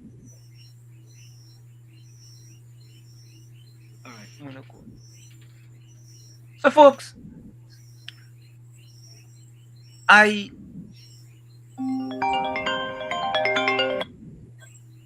Caller, welcome. Good night to you and all your listeners. Good night, caller. Where you calling from? This is Williamsville. Williamsville, how are you going? Hi, good. How are you doing? Excellent. You're asking a question and you're getting no answer. I'm getting no answer. There's one planning that I know of where it is well kept. I know, well, now, mind you, I haven't been there for a long time, right? But when I used to be in those areas, there was one planning in St. James where they had, I believe, they had 2 6-story buildings in it. And from these were not located in, like, the heartland of, say, Lavantel or Mova or any places like that. This was totally outside of the normal expectation, right? And for me, those were the most admirable buildings and well-kept buildings. Now, mind you, the people who occupy those buildings was of a different, I would say, a different level of thinking and that kind of thing, right? And those are the only... Yes, sir. I just want to ask you a question. What was the makeup of that building? When you say the makeup, you mean the people who live there? Yes. This is what I say. I would think that they were middle class people, right? Probably teachers, probably. Middle class? Yeah, Chinese, people like teachers or people working in the bank, people, working in ministries and so on, right? It was that the police community. officers. Was it a diverse community? Yeah, I would think so. Nah, Williamsville. I would think so. Williamsville, I gotta give you a yellow card. Come on, no, but you see, you are not of this building. You are not these 2 buildings. Of course, Huh? You know the 2 buildings I'm talking about in St. James? What part of St. James? Let me see if I can remember now. It is not the ones where the recent build down in Powder Magazine and thing. I talk about more or less in the heart of St. James, but kind of towards the Bonds roadside kind of area. Somewhere up on that, somewhere up in that region, on that side of St. James. I don't know that. Right. So there are those two buildings, like I say. I always found that when I had to go to those two buildings were well kept, and the people there had a certain level of living and so on, right? The surroundings was well kept and all of that. Now, I don't know if because of the status of the people who live there, they got a different treatment to people living in other parts of the country. But you see, like I said in one of our conversations before, that I don't think is a race thing. One of the callers previously was talking about when we were talking about the injection of certain communities within other communities. Like for instance, Edinburgh 500 was a developed community in a diaspora that was largely Indo-Trinidadians, right? And then they developed Maloney again, which was. Williamsville, I'm going to ask a question because I don't know. Edinburgh 500 was rental apartments. No, they were houses. No, the barrier is for that. I'm talking about houses. I'm talking about planning. Planning, yeah. No, no. I was making reference to the guy who had a conversation before with you when you were talking about the I'm talking about houses. Even that example you give me there. Okay. That one guy, you know. So let us get back to the planning in the places in the heartland of in these areas. Yeah. No, I do not agree with planning style houses for the people who lived in them, right? For me, planning houses like that are designed like planning for starter families. Like, you know, a young couple just get married. Yeah. And they're looking for, you know, a 2-bedroom apartment to start a family. I think that is what planning is supposed to be for, a starter thing, right? And then from there, when your children start to get a little bit bigger for a 2-room apartment, then you're looking for a little house with a little yard and so on for later on in. This is proper planning. But you have to understand something, that the life of the people who supported the PNM had no planning by the government. If anybody was successful, like you, for instance, your mother had some planning and she made the move to take you all out of Trinidad and out of Chumakak and give you a chance to make something better of yourself. Correct. Because her foresight was that if she stayed in Chumakak and in the surroundings, her sons will not turn out to be something that she would like. She dreamed what she have in her heart. Correct. Right? Correct. So she made the move. So this is why in one of our previous conversations, I said to you that it's not a race thing and we should not be using a racial line, because it is all about individuals and what their yardstick for success is. Williamsville. Right? No, Williamsville. Talk to me. Statistics will show that most of the communities where the PNM build plannings, most of them is some of the most dilapidated constituencies in Trinidad and Tobago, and it's predominantly black. That's a fact. Correct is right. Correct is right. So that's not race. That's the truth. And the truth is, because listen, 1 minute. The truth is, give me one Indian community where the PNM build plannings. I can't get an answer yet. That's not race.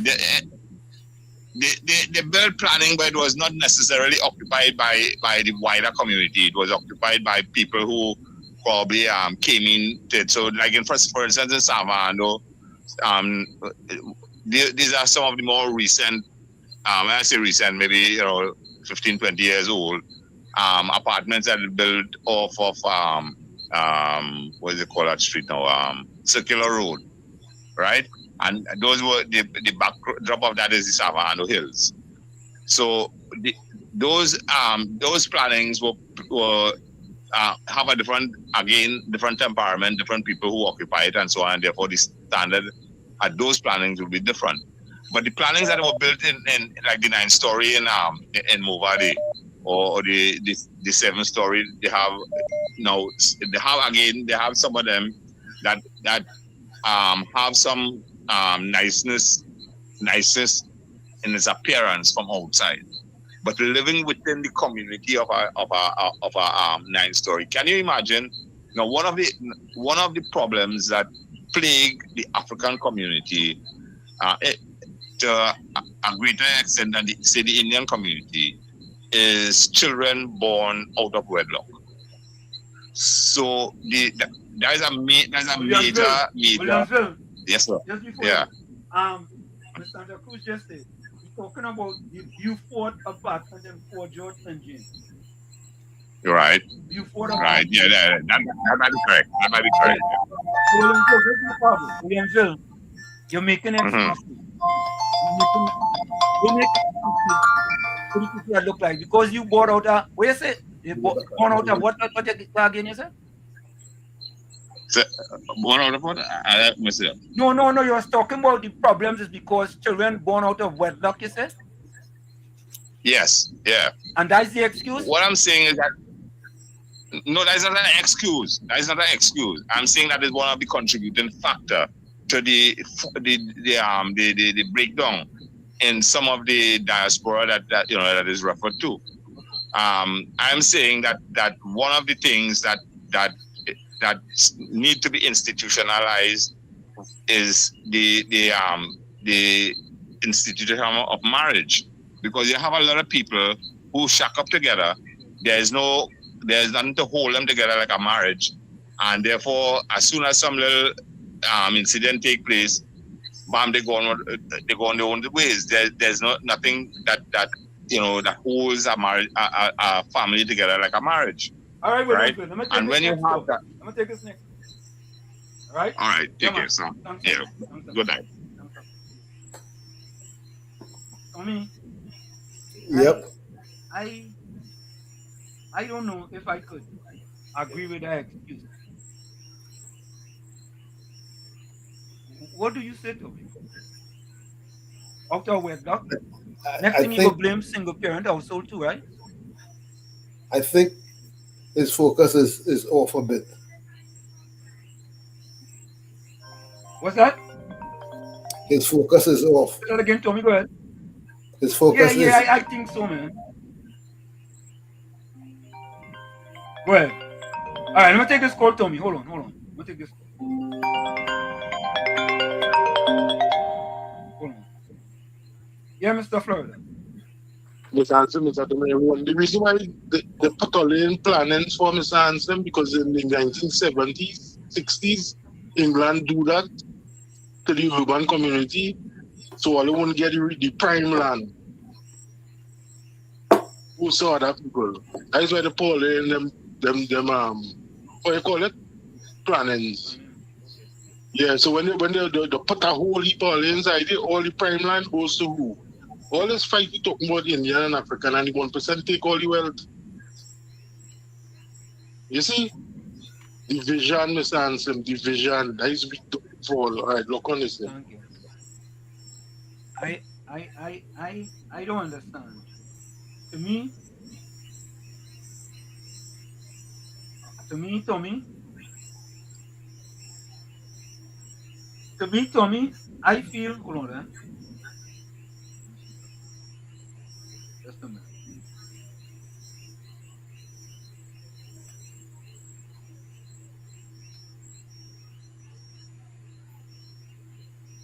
Yeah, Tommy,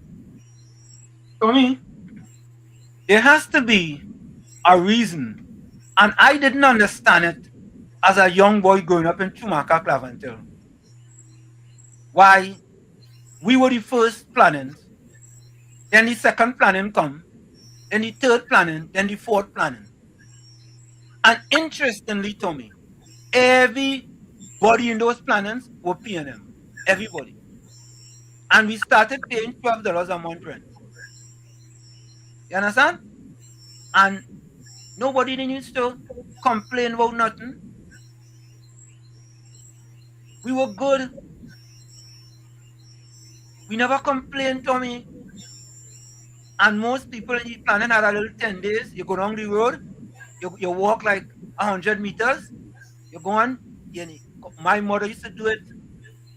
Water carrier, and that is it. You do what you have to do and you come back home. And Very rarely will you thinking about getting a house or something like that. Now we didn't think about that. So Ginger Marat says the question should be, professors, why flood your country with outsiders and houses for both? Patrick Manning did this from 2003 to 2010. All them plannings in Pleasantville, all the way to Victoria, all the way up to Victoria Village. Semantic says it's also child making children. Yeah, Tommy, you agree with our wedlock statement. I don't agree with that. You agree with that? At all. No, I That's an don't. excuse. That's I a can't. poor excuse. Yeah, that is not a good excuse at all, at all, at all. You know what I like?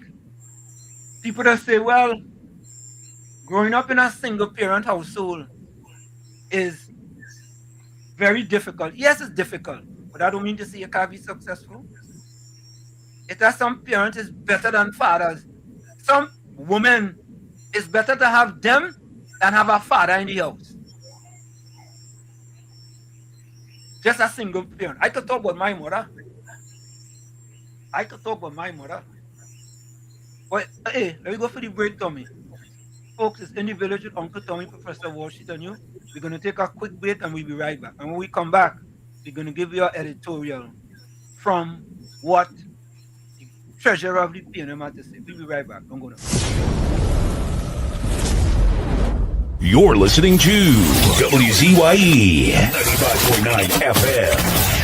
You are listening to WZYE 95.9 FM, the most influential name in Caribbean radio in the tri-state area. Broadcasting from East Orange, New Jersey, the most influential name in Caribbean radio, WZYE 95.9 FM. We are back with you. It's in the village with Uncle Tommy, Professor Washington, you on WZYE 95.9 FM. We come to you every Monday, Tuesday, and Thursday from 7 to 10 p.m. Every Monday, Tuesday, and Thursday from 7 to 10 p.m. Don't forget, folks, whenever you join us, share a live, WZYE 95.9 FM on Facebook. Subscribe. WZYE TV on YouTube. And you can reach us here at 973-868-1444. That's 973-868-1444. Also at 973-609-6509, 973-609-6509. And as soon as you join us, please share it live. We thank you. Monica says, marriage don't keep people together. It's only God could keep people together. SOS, good night to you.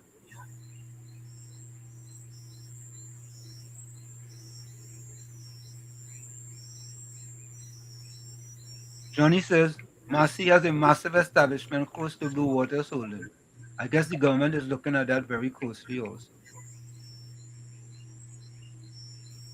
Mr. Intellectual says, if they were not culturalized into family life.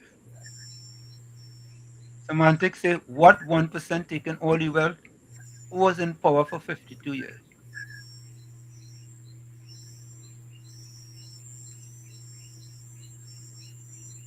Capitan says, Williamsville, show me empirical evidence of that children born out of wedlock. Yeah, Williamsville, boy, you take me up to Mars and SpaceX and bring me back down quick, boy.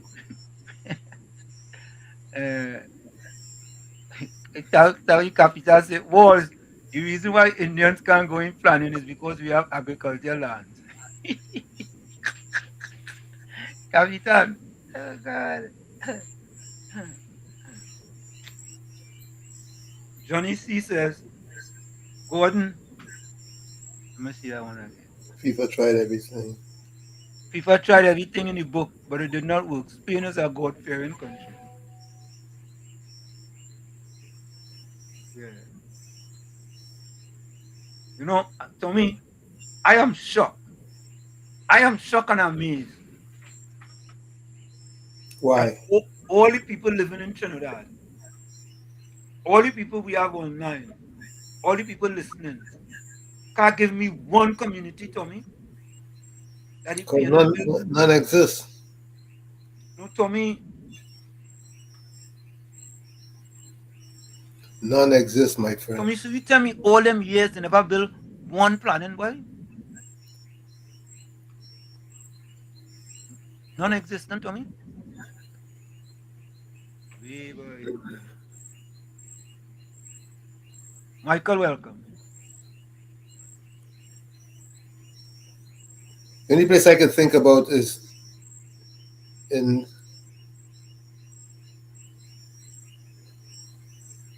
there's a certain part of Cuba. Is that Cuba? When you pass the roundabout in no, but that's predominantly people of African. As a matter of fact, it's no, I can't think of any. Miss Santa Cruz. Miss Santa Cruz say because there is none. Miss Santa Cruz, you sure about that, Miss Santa Cruz? There's none. To me, I don't know, boy. There's none. When you really think about it, there isn't any. So to me, boy, how did that thought just come to my head just so, boy? I don't know. Your head works in a different zone. Good.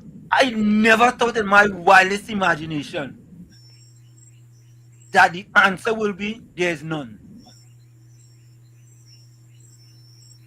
Tell me, what does that tell you? What does that tell people? That the PNM plan their voter padding carefully.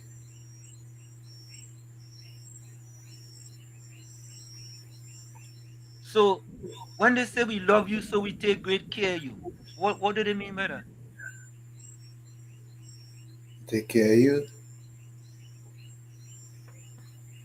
That's what they call care.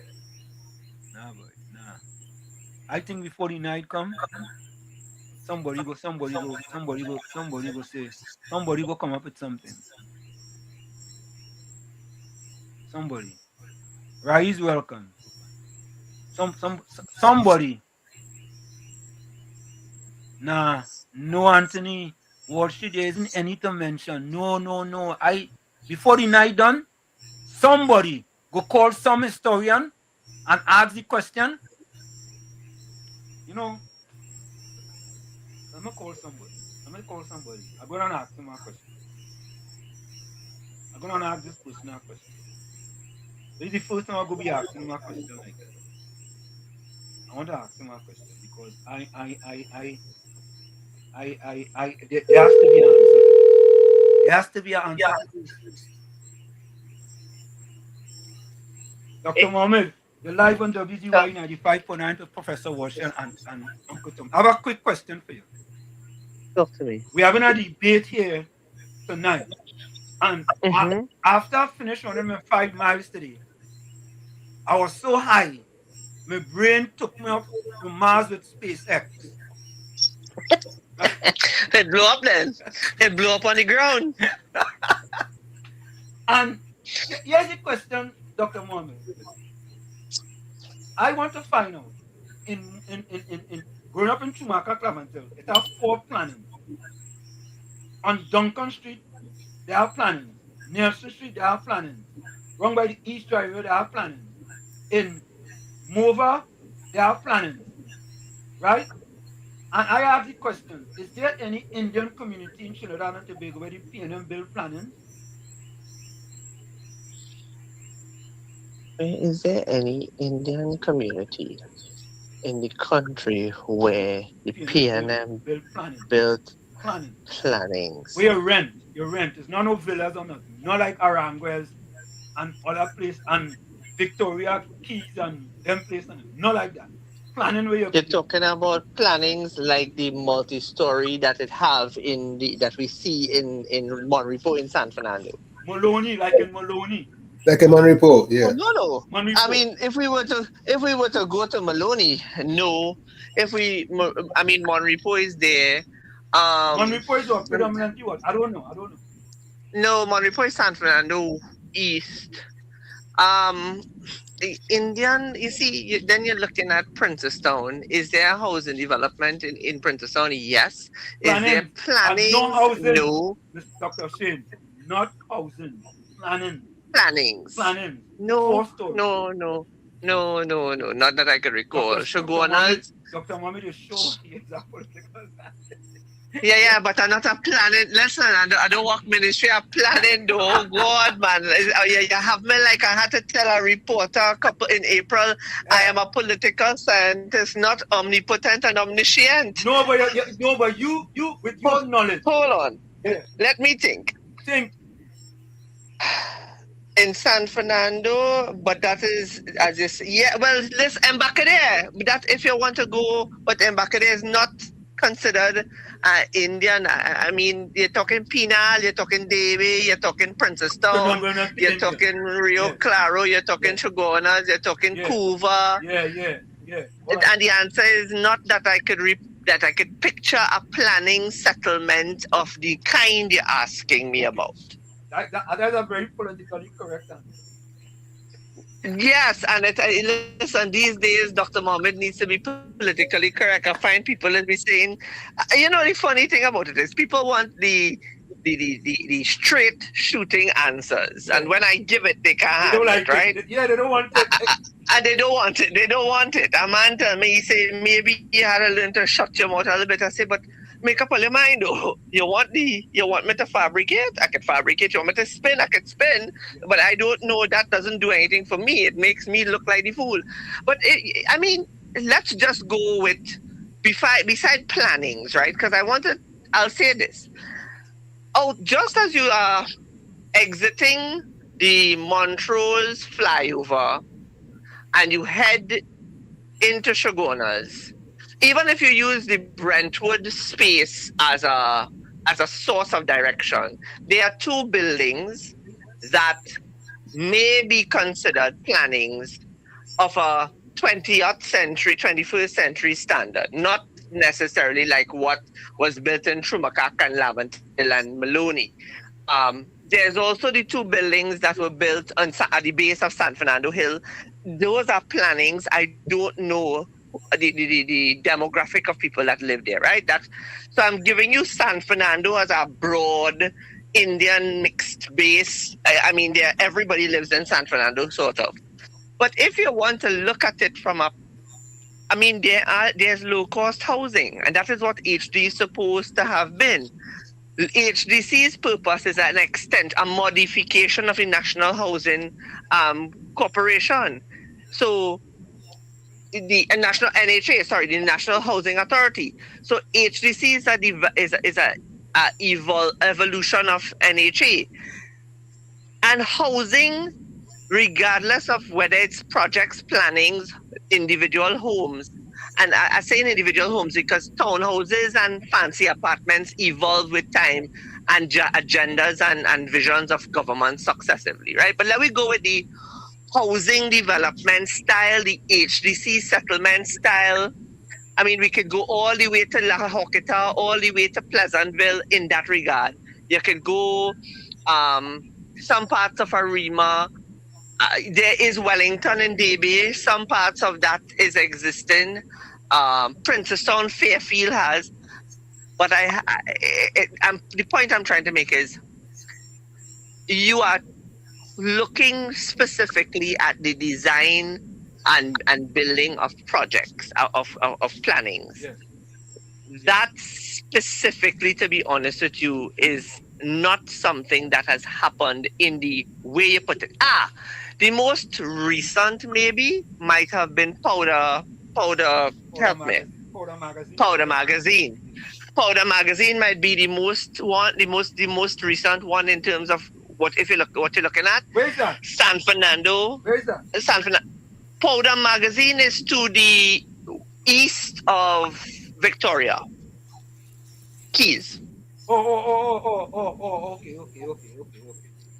You have some that is going to get renovated. I mean, Laventille, there's some beautiful ones, high-end ones that are now in Aranguez, St. Joseph, right by Aranguez Villas. right? Villas. The one in San Fernando, I don't know about the one at the base of the hill. Those, I forget the name of that one. Current is rent to own. No, that was the question. Okay, so you're looking at low cost projects, as in $350 or $100 a month. Yeah. Yeah, brother. I can't tell you that has happened in our. I can't tell you who you put me in a corner, man. That has not happened in ages, Brett. Hey, I listen. The program tonight, I asked all kind of people, and people telling me no, and I say nah. I don't believe that. Nah. No, yeah.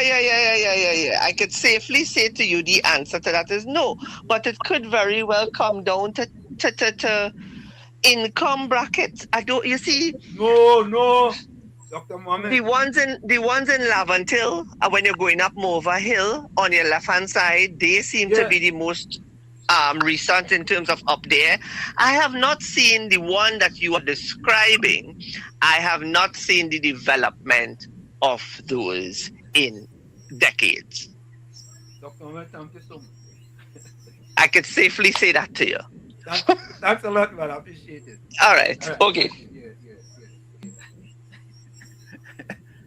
You get the answer. The answer is no.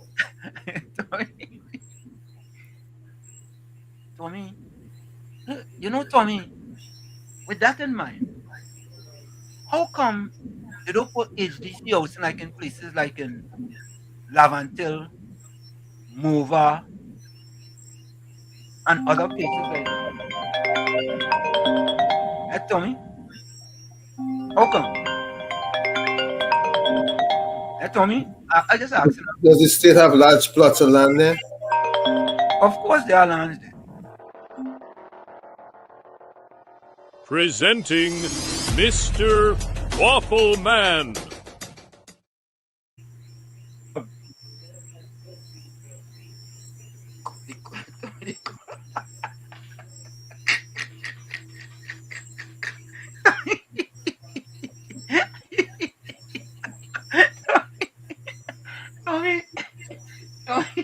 Where is Ron DeSantis? No, that's him. That was him. He hung up.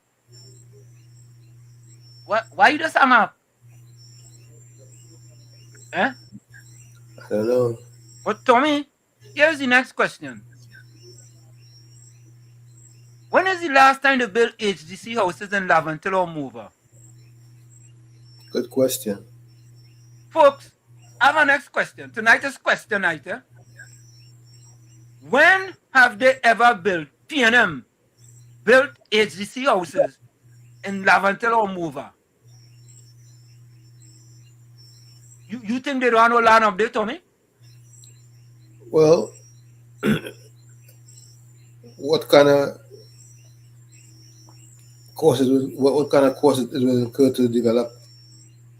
Wait. What kind of course? Yeah, it will be to have the land prepared. Come on, Tommy. You into housing, Tommy. You should know that. Well, it's hilly, so it may be costly. Oh, Mova hilly too? No, Tommy. In Mova, they did put some houses in Mova.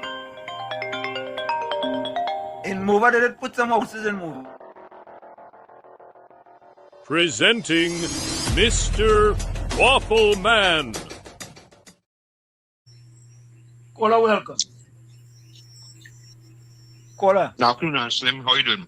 Hey, Mr. Waffle, how are you doing? Hey, good evening, Mr. Tommy. Good evening, sir.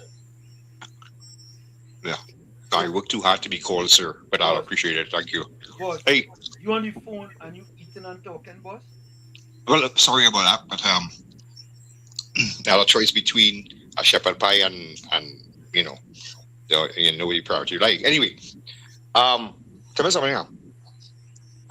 Would you consider Barataria kind of predominantly Indian area? Barataria. Sour Barataria area, I would say. Balance. That's a balanced area. Yeah, I think it's balanced. It balanced? Yeah, I think Oh, okay. Right, because the answer to your question there, where they put plannings during my last incognito trip to Trinidad behind 6th Avenue out there, I saw a large multi apartment complex, but come to think of it, it might be a villa as it's described. You know why? Because it was come to think of it, they had like a gate, like a gated compound. So those must be villas then. That can't be plannings. There ain't no planning, right? So I think the last one they actually did was Shafford, right? Shafford what? Shafford, well, they call it court, but you look at Shafford now. I mean, there's Oxford Street and Charlotte. I think that's the last bunch of planning. The plannings they did, was it? I don't know. Yeah, but that was in the Indian area, of course. But I just think. What is that? No, that's not Indian area. No, that ain't an Indian area. That ain't an Indian area, no. But I thought he asked for an Indian area where the PNM put plannings for complete. They put nothing like that in Indian area. Nothing. How come? Nothing like that. How come? Well, maybe they're smart enough to know that they didn't have a voting block. They don't have a voting. They didn't have a voting block there that they thought they had. What? You never asked your party that question? My party?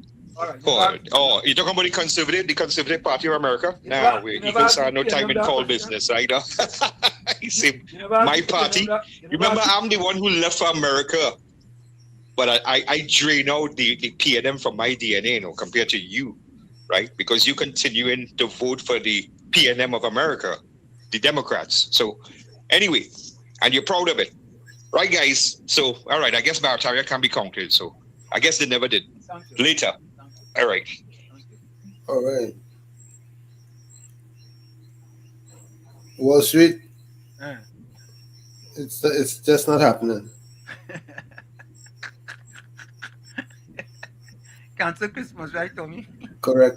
It's right. Oh God, I tried. Oh God, I trying, right. Let's hear that editorial. Yeah, let me hear the editorial, folks. Oh boy. Oh God. Oh, listen to this editorial. I'm so disappointed tonight.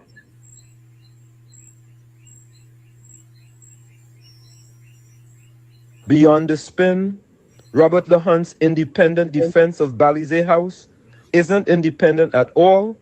An editorial by Professor Wall Street. Robert LaHunt wants readers to believe he is writing as a concerned citizen and a career financier who happens to have relevant expertise on the Balizé House valuation dispute. He is not. He is the treasurer of the People's National Movement, a fundraiser who personally sold tickets to build Balizé House, and a signatory to the very institutional interest now under judicial scrutiny. None of that disqualifies him from having an opinion. It does disqualify him from the posture of disinterested professional commentary he adopts throughout his column. And it is worth being precise about why. Here are 10 reasons Robert LaHunt's column cannot be taken as an unbiased assessment. 1. He is the PNM's treasurer, not a bystander. By his own account, he has served as PNM treasurer since June 1st, 2026. The treasurer of a political party has a direct fiduciary and institutional stake in how that party's flagship asset and any finding of impropriety connected to it is publicly perceived. This is not incidental background. It is the single most relevant fact about the piece, and it belongs in the second paragraph, not buried as a credential. 2, he opens by endorsing the party line, then presents himself as independent. LaHunt states outright that he supports the position already articulated by Beckles, Gonzalez, Rowley, and Young. Having pre-committed to the party's position, his subsequent two issues on which my professional experience may assist cannot reasonably be read as an independent analysis arrived at from first principles. 3. He critiques a valuation report he admits he has never seen. He is explicit. He has not seen the court documents, the affidavit, or the valuation report. Yet he proceeds to build a detailed rebuttal of the implied per square foot construction cost drawn from those very documents. Assessing a professional valuation without reading it is not measured caution. It is confident argument from secondhand headlines. 4. He was personally a fundraiser for the building at the center of the case. He discloses that he sold fundraising tickets and encouraged others to contribute to WZYE House.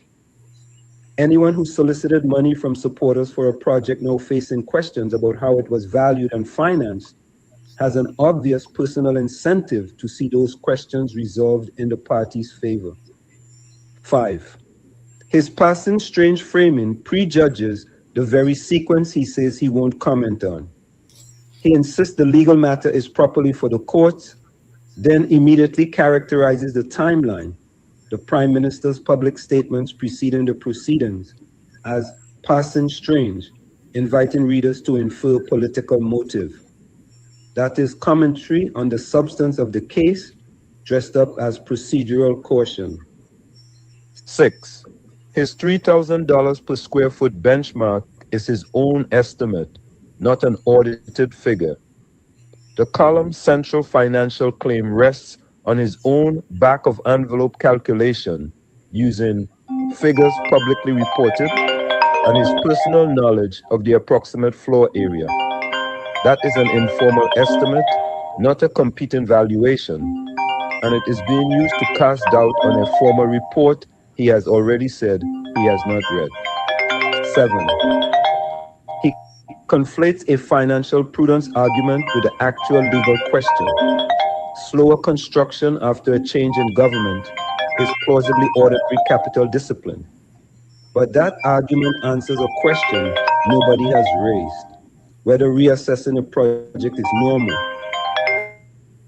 While sidestepping the question, the proceedings actually concern how the funds already spent were valued, accounted for, and represented. 8. He deploys the process is the punishment argument common to parties under investigation, warning that statutory powers must not become an appearance of intimidation is a familiar defensive framing used by parties and individuals facing scrutiny everywhere, not a neutral observation about TNT's institutions. It asks readers to weigh the discomfort of investigation against the substance of what is being investigated. 9. Disclosing his party office does not neutralize the advocacy that follows. To his credit, LaHunt does name his P&M role rather than hide it. But disclosure is not the same as balance. Having disclosed the conflict, he then writes 7 paragraphs of full institutional defense. The disclosure functions as a credibility device, not a check on the eye. 10. His financial pedigree is real, but it is not politically neutral. His record at the IDB, Republic Bank, and Answer Bank is genuine and relevant experience in commercial finance. It does not, however, exist in a vacuum. It is being deployed by a sitting party treasurer to defend his own party's asset in the middle of legal proceedings against it. Expertise does not confer objectivity when the expert has already told you which side he is on. In conclusion, none of this means LaHunt's underlying construction cost arithmetic is necessarily wrong, or that the matter should be tried in the press rather than the courts, a point he himself makes and one worth taking seriously. But readers deserve to weigh his numbers, knowing exactly who is presenting them, in what capacity, and with what personal history attached to the building itself. A PNM treasurer and Balize House fund stumbling into an interesting case. He is a party officer making his party's case competently, but not independently. So there you have it, Tommy. Yep. There you have it. I saw the editorial and I want to know how could a man who is the treasurer of the party, right, making a statement about the cost of Bali's house? I Well, mean, them everybody fellas knows are that them good enough. there cannot be any objectivity in that. No objectivity, Tommy. Because why is that? Why is that? This man said it good enough. Why is that? This That the man said it. PNM has found itself in, as the gentleman would have said rightly. Dr. Eric Williams, many years ago, said that every single member of the PNM is a propagandist of the PNM. And one of the first things I will do as your new chairman is to ensure that the propagandists of the PNM must be deployed on every nook and every cranny of this country. And we will chase them away on social media, and that the gospel of the PNM must be known to every single citizen of this country. Remember, this PNM tell a dead thing can't work because I will dead.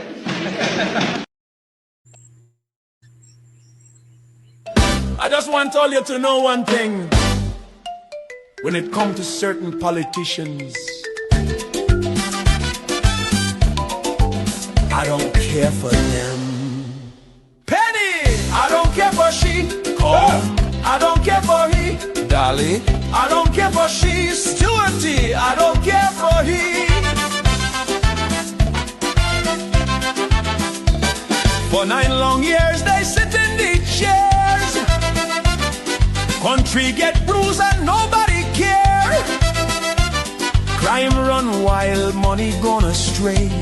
Now they in opposition, everybody have something to say. They talking solution morning, noon and night. But when they had power, nothing wasn't right. Economy sinking, people living in fear. Now all of a sudden everybody's an engineer. Penny talking like she have the plan. But where that plan was when Rolly was the man. Marvin, I don't care for he. Scotland, I don't care for he. Regis, I don't care for she. I don't care for them. Manning shouting from the back of the line, explaining today what he forget in 9. Marvin talking safety, crime and control. But when he was there, crime take a toll. They posting videos, plenty long speech explaining now what they couldn't reach. They hoping people memory short, but suffering though erase so fast. They had the chance, they had the rain, and leave the country in social pain. Marvin, I don't care for he. Kareem, I don't care for he. Hans, I don't care for he. The opposition, I don't care for them.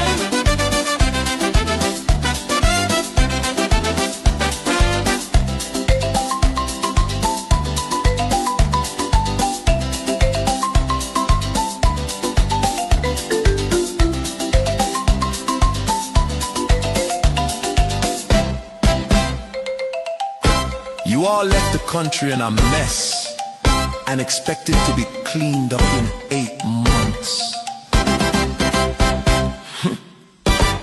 Delusional. I don't care for she. Calm.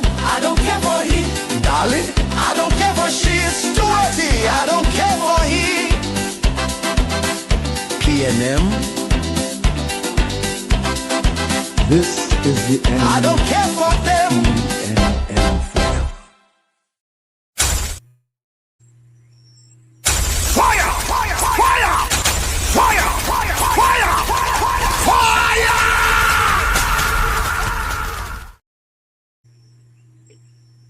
And of course, we are back with you. It's in the village with Uncle Tommy, Professor Washington, you on WZYE 95.9 FM. We come to you every Monday, Tuesday, and Thursday from 7 to 10 p.m. Every Monday, Tuesday, and Thursday from 7 to 10 p.m. Don't forget, folks, to be join us. Share the live, WZYE 95.9 FM on Facebook. Subscribe, WZYE TV on YouTube. And you can reach us here at 973-868-1444. That's 973-868-1444. Also, 973-609-6509. 973-609-6509. And as soon as you join us, please share the live. We thank you. Right. I got a voice note. Let me play this voice note.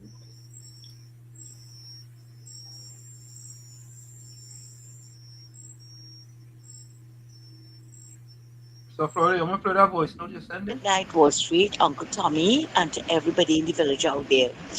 You know, it's ironical. Look at how he come in to defend Bali's house. But from the time he was made a senator and he hit the Senate, his first contribution was how much UNC thief. And it was on the front page of all the newspapers. How much UNC thief. Yet, Rowlaya paid SRP Kate $1.5 billion to find all the UNC thief. And she couldn't find it. She couldn't come up with anything. 1.5 billion, you know, she couldn't come up with anything. You see now how they're defending Bali's house? You see how now they're defending it? Let him tell us how many tickets he sold. Because we hear Heinz sold 10 million. Heinz sold 10 million in tickets. Right? You see how now we feeling? But you could have stand up your very first contribution and talk about how much UNC thief. It's good for them. We have to know where that money come from. And then the next thing we have to find out where the COVID money went. All that billions that they got for COVID to help the people of the country. Where did it go? Because people are still waiting. You remember Wall Street when the place was shut down and they told them to give them a 50-page thing to fill out to get back the salary or whatever. Some people never got anything. So let them tell us now where all that money and everything went. Of course, Tommy. Inquiring minds want to know. Yep. Inquiring minds want to know. I don't know how that fella and the express of all people, or they actually post that boy. You post that? Nah, they can't be serious. Let me see if it's. I know this. Let me try something here, Tommy.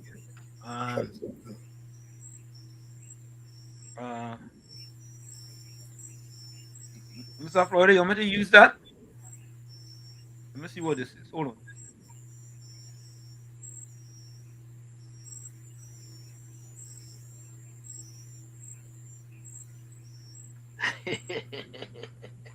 Okay. Look, Mr. Florida, let's send this. Attention, the waffler. Please do us a favor and stop waffling all over the place like you got ants in your pants. Oh, God. Mr. Waffler, boy, they're on you, boy. They're on you. But, folks, Arnold did something today, right? I want you to take a listen to this. Folks, even though it's a little early, start putting your closing comments in the chat. You know, it's a little early, but start putting your closing comments in the chat because this thing is a few minutes here. Let's play this one. Listen to Arnold Roberts.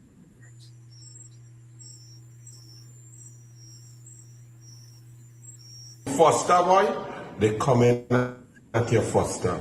Foster, you should have never take on Rowley. So you see, Foster, red couch politics, and then throwing a man out of office at Balize House. They now catch you, Foster, because you wanted position, Foster. You see, General Secretary Foster. When the police had to serve document, Foster, all of them run and hide. Marvelous Marva, who have no faction now because nobody want Marvelous Marva on his team because Marvelous Marva all of a sudden see himself as a leader of the PNM. So he not on Rowley faction, he not on Small Pen faction, he fighting down Penny and Penny don't want him on his faction. And then there's the Manning faction with Brian Manning and Dane Wilson. And also that next one who fighting for constitution and saying we must adhere to the PNM constitution, Ashton Ford, Emery Brown.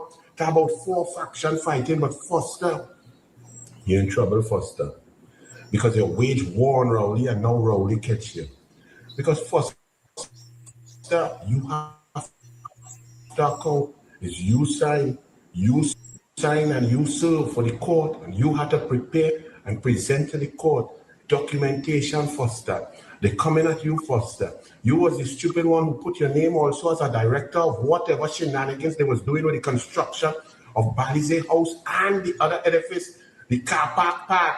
You see, the whole of Trinidad and Tobago does think Balize House, as Randall Mitchell trying to present, is just the red piece where the PNM fake news media would go for Christmas and dribble to get a little hamper and draw a number and play raffle and things. No, it's the huge part next door. The thing that went down about 3 floors and went up about 7 floors. The 118 to 150 million cumulative cost, Foster, but it's you. And everybody know Foster in the PNM and the General Council that you was in charge of the historic legacy part, the old wooden broken down Balize house. You was in charge of refurbishing and renovating that part. You were in charge of raising funds for that part. And Foster, maybe you could account for that part because you was in charge of that part. So you may have bills and invoices and account numbers and so on for that part. But you see, you made a mistake, Foster. When you get vexed with the red couch thing with the space tooth lady, when you and Rowley cuss out each other and Rowley call you on the phone in Tobago at a retreat and cuss you from 1:15 a.m. to 3:20 a.m. because he found out you had taken his red couch girl and put you on your red couch. Rowley got vexed with you because nothing hurts like a man's scorn. How you go take the man on a woman? From right in the cabinet? Foster, you play with fire and now you get burned. And then on top of that, when you was vexed, Foster, when you're refurbishing and renovating and change up the whole design of the legacy part of the Balize house, Foster, and you call Rowley and the people as a prime minister, as a sitting PNM leader, and pelt him out of the office, tell him come and get the artwork and so on because you're changing up the configuration. Remember that, Foster? Well, that hot Rowley, that hurt Rowley in the heart. And you know, Foster, when Rowley hurt, he does fight you wicked. He don't forget. He's a wicked, vindictive, evil man.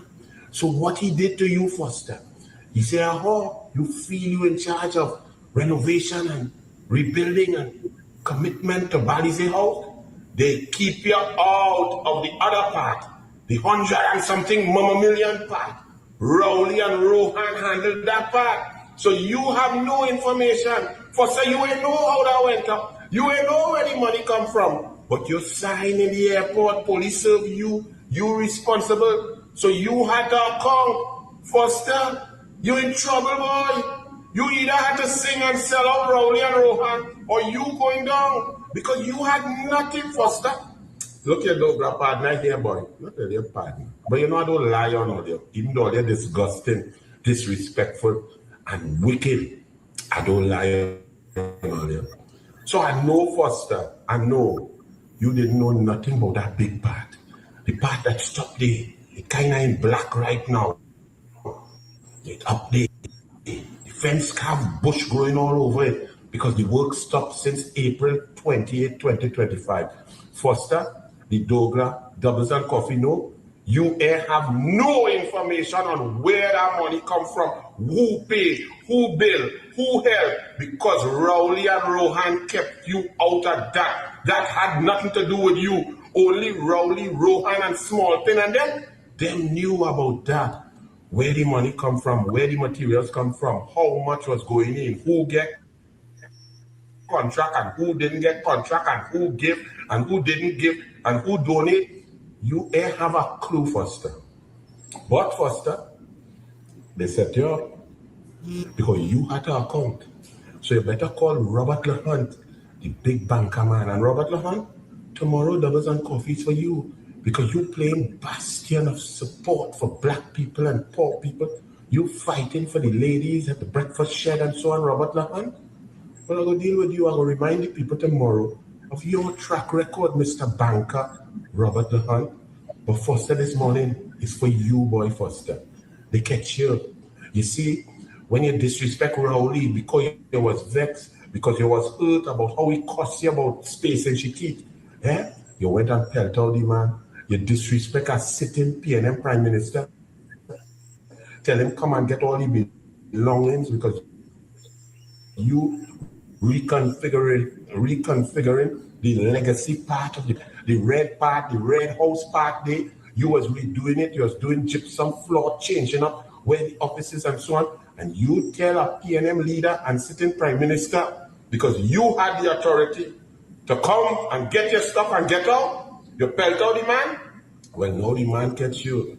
You know, this here calling no more press conference. He ain't taking, he washing hands at that Balize project, the car park part, the big building part, that you have to account for. How you going to do that first time?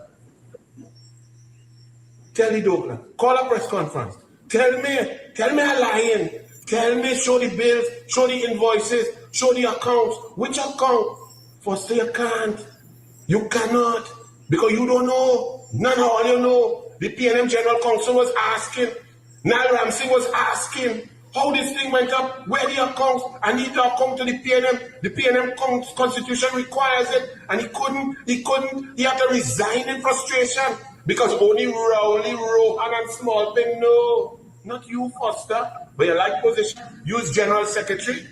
So all your ladies and gentlemen, the bacchanal now start, and Brian Manning and that lady Alexis down in Sando is coming for your seat with Foster. But Foster in real trouble. And Foster, you want Camille Maloney's seat? I enjoying it. I have my popcorn. I eating popcorn, doubles, and coffee. So Foster, over to you. Account for it. The legacy part, which is painted in bright red, and then the big money part, the car park part, the Balize money rental part, the 6-story, 7-story, 8-story part, the part that Peace take of Tranquility College. That part, Foster, when the court call, how you going to report? Foster, your K-Pax clapping. All of this because of a space and she teeth, girl. Bless.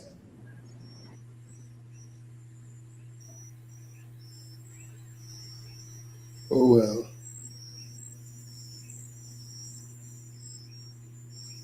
No audio. No audio. Still no Who's this audio. space in the teeth, girl? Who's this space in the teeth, girl? I forget if anybody should know, you should know. No, Patricia Weed. Who is this space in the teeth, girl? Who is that? I don't know. I don't know them things. Patricia Weed, how you going? So, Patricia Weed, who is this space? You know who that is? Hey, as soon as Patricia Weed see Mr. Florida come in, she come in to me. Oh, God. Wait now. Next day, space two lady is Dolly House. And she make a baby. I wonder who the daddy is. Who the daddy is. Call Murray to investigate. Who is the Dolly House? Who is Dolly House? I know who that is now.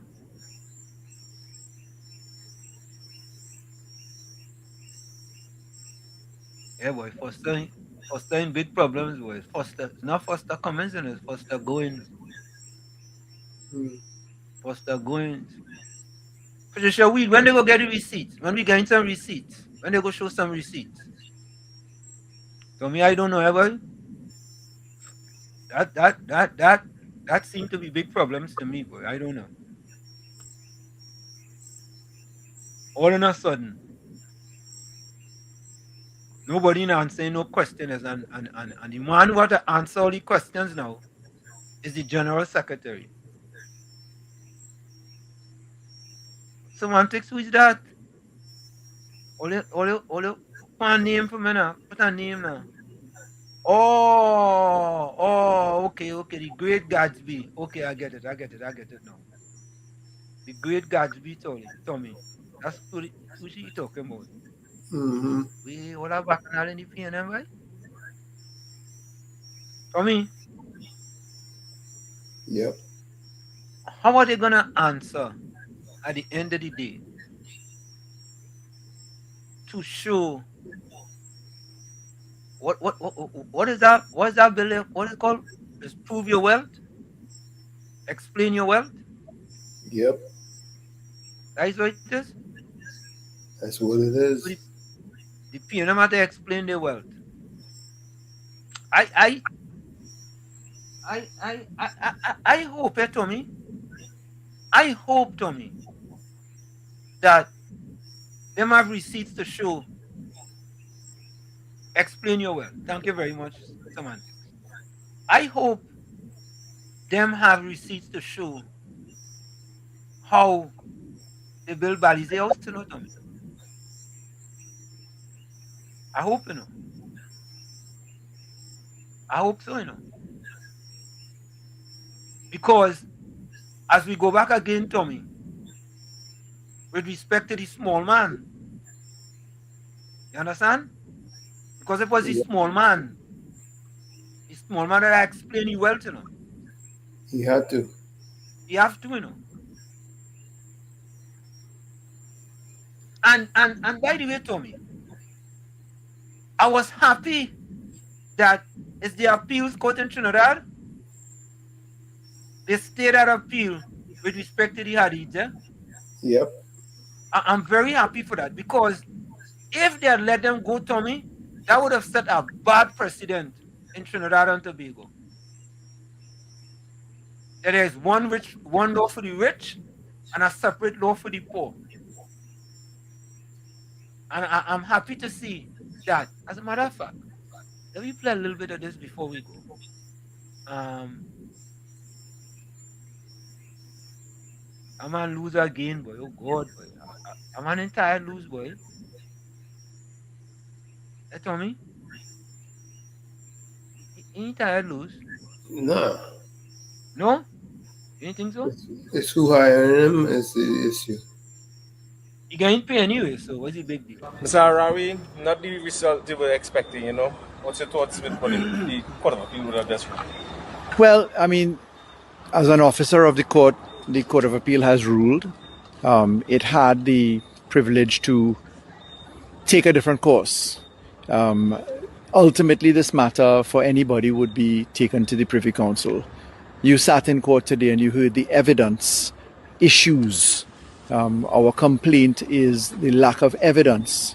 This was a matter of a consideration for a stay of an order. In effect, our clients have had a cake given to them that they can't eat. They still are the beneficiaries of a judgment in their favor, and that is that they should be released. That decision of the panel headed by Mr. Justice of Appeal Raj Kumar is a unique decision. It certainly is one that warms the perspectives that we have. This is going to go to the Privy Council. The state has relied upon a series of cases that we have pointed actually support us, and that there ought to be, in these circumstances, a demonstration of some form of evidence. We have, in these proceedings so far, just the affidavit of the Honourable Minister of Homeland Security, which, as you saw, we were able to answer in a matter of hours. I'm sure that the press already has seen that in action. All things said, again, coming back to being an officer of the court, it's really important for us to simply go through the due process provisions. We're expected to go to the Privy Council. This matter was conditional upon there being, not as a part of the order, but upon the understanding of the parties, that there would be a hearing before the Privy Council before the end of their term. Their term ends by the 27th of July, if not just a couple of days after. So we'll continue to work assiduously. The case has a number of ramifications to a number of people, but it also stands quite unique in its perspective because there are some very unique features of the case. I won't go into that again. The matter is sub judice. So we thank the court for their discretion exercised today. We've had in 1 week 2 different panels of the Court of Appeal consider different aspects of the case and come up with remarkably different approaches. Those approaches can exist side by side, as you're aware, because the issue of a stay on a move to the Privy Council is certainly something that is slightly different from the one that was considered earlier. Mr. Arawi, one of the major concerns from your side was that the medical deterioration of Mr. Hadid. The state has undertaken to have discussions with you guys to allow some of his specialist medical doctors to provide treatment in the meantime. Is that something that you guys would be immediately seeking to do, considering So I can say this because it's factual. Mr. Hadid has been in custody since the 24th of June. What we said in court today is the subject of affidavit evidence that is in the possession of the Minister of Homeland Security, who is responsible for detainees. He has not received 1 minute of required therapy. And this isn't your casual, somebody is important, put them in the infirmary. These are serious issues. And our affidavit evidence is there for all to see. As you've seen me, I've been to the prisons every single day, almost on instructions. We've been in court every day. These are matters that have been brought to the attention of the government in writing on multiple occasions. Today, our medical evidence put before the court by an expert demonstrates that there's been significant deterioration, which could likely see our client end up in a wheelchair. There is no cure for what he is battling with and that he's spent his entire life fighting. So these are things that are quite serious in the mix. You will note that I have not spoken to the media on any of the details of this case for the entire time that we're going on. Today I'm just going to pause for a moment because there are serious considerations in this case. I've had a discussion with Mr. Ramdeen, who represents all of the respondents now.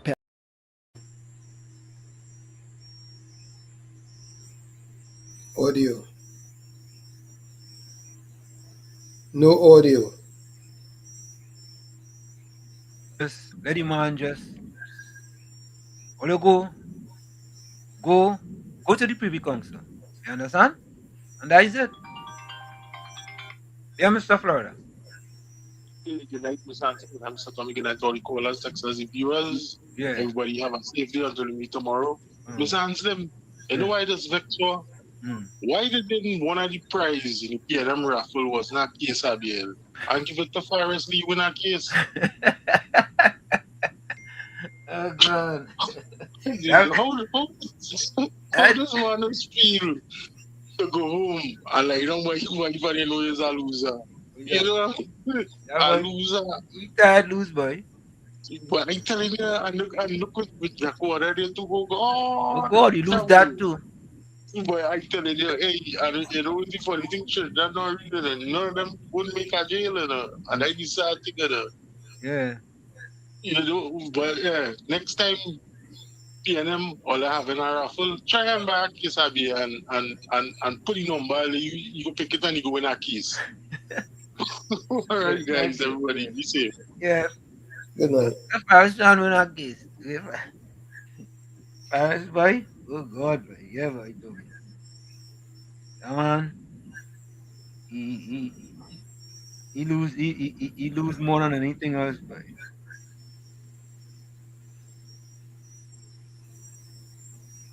All right, folks, here's my closing comment. See what you do for them.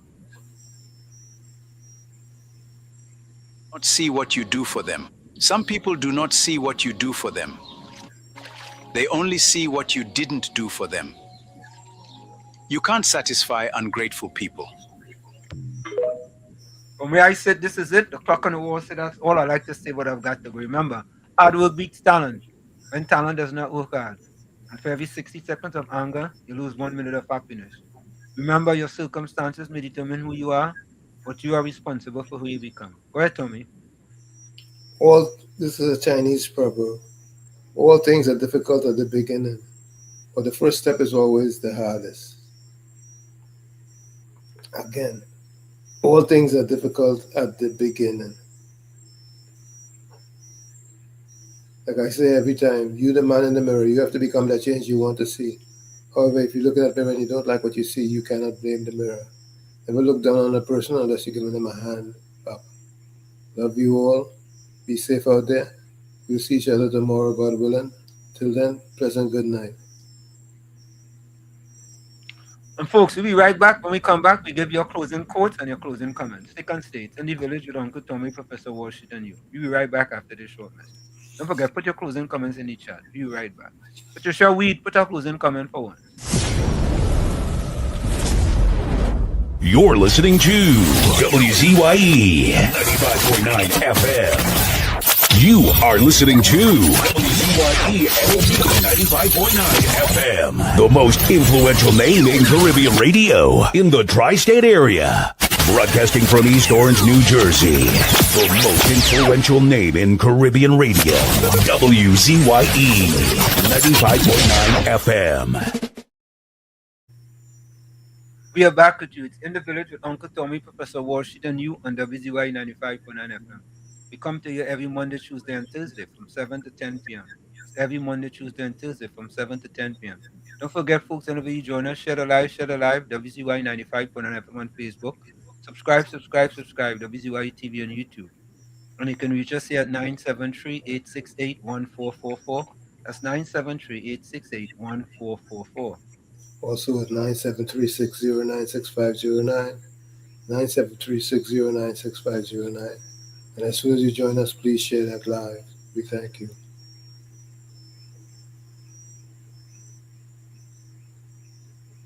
Okay, let's go to the closing quotes, closing comments.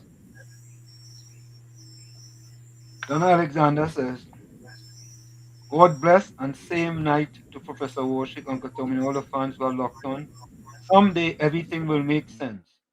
So far for now, laugh at the confusion, smile through the tears, be strong and keep reminding yourself that everything happens for a reason. Thank you, Donna. That's Donna Alexander. Closing comment.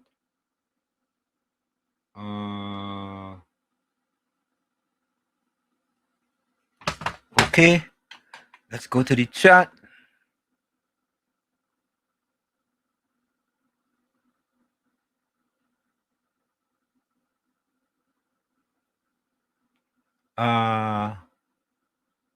Santa Cruz says, have a restful night, my friends.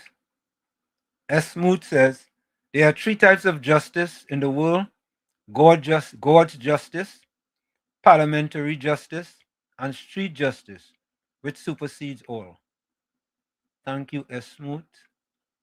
Nick says, Faris and Kareem fighting for a case of Chubby right now, and they both can't win nothing. But Santa Cruz says, till tomorrow, God willing, stay blessed, stay safe, stay dry and hydrated, and stay away from hypocrites and PNM propagandists like Reed and Gordon. But Santa Cruz closing comments, respect isn't measured by how we treat people with power, it's measured by how we treat people we believe can do nothing for us. Thank you, Ms. Santa Cruz. Patricia Weed says, before you talk, we're talking about fact, not doubles and wasteful. Okay, I don't know what that means, but Ms. Santa Cruz says, facts are a stubborn thing, it don't change, and that is what's scratching, hurting, and bothering the PNMites.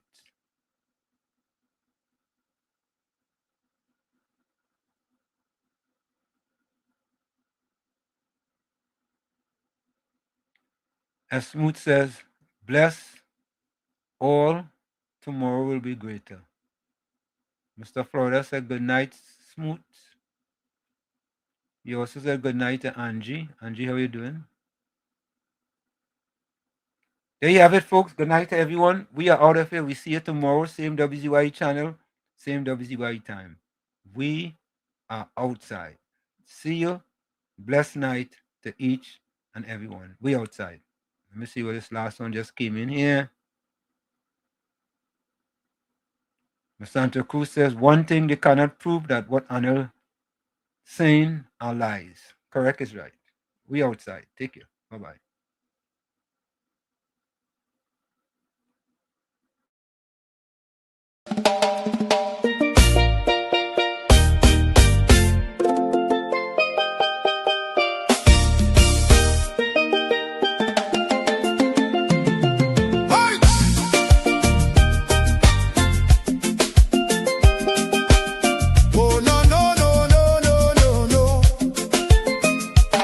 Lord, we tune into WZYE 95.9, the world right in the airwaves, shining bright and fine. From Margate to the islands, the signal never fades. We lift our hands and praise you for the joy that it brings today. Bless Mr. Wall Street, Uncle Tommy, all the viewers too. Every viewer, every caller, every chatter in the crew. Pour your favor on the station, let the Holy Ghost flow free. WZYE 95.9, broadcasting victory.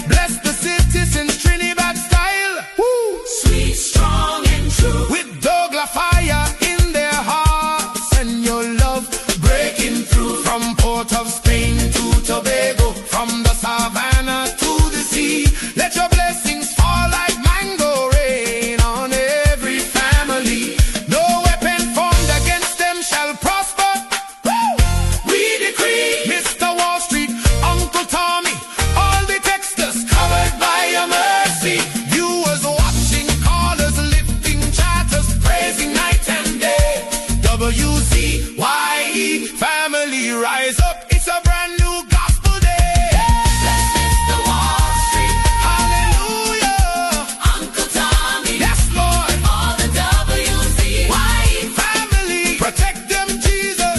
All the viewers, callers, chatters, wave your hands if you believe. Trinidad and Tobago, Trinidad style, receive. WZYE 95.9 FM, the whole world can see God is moving.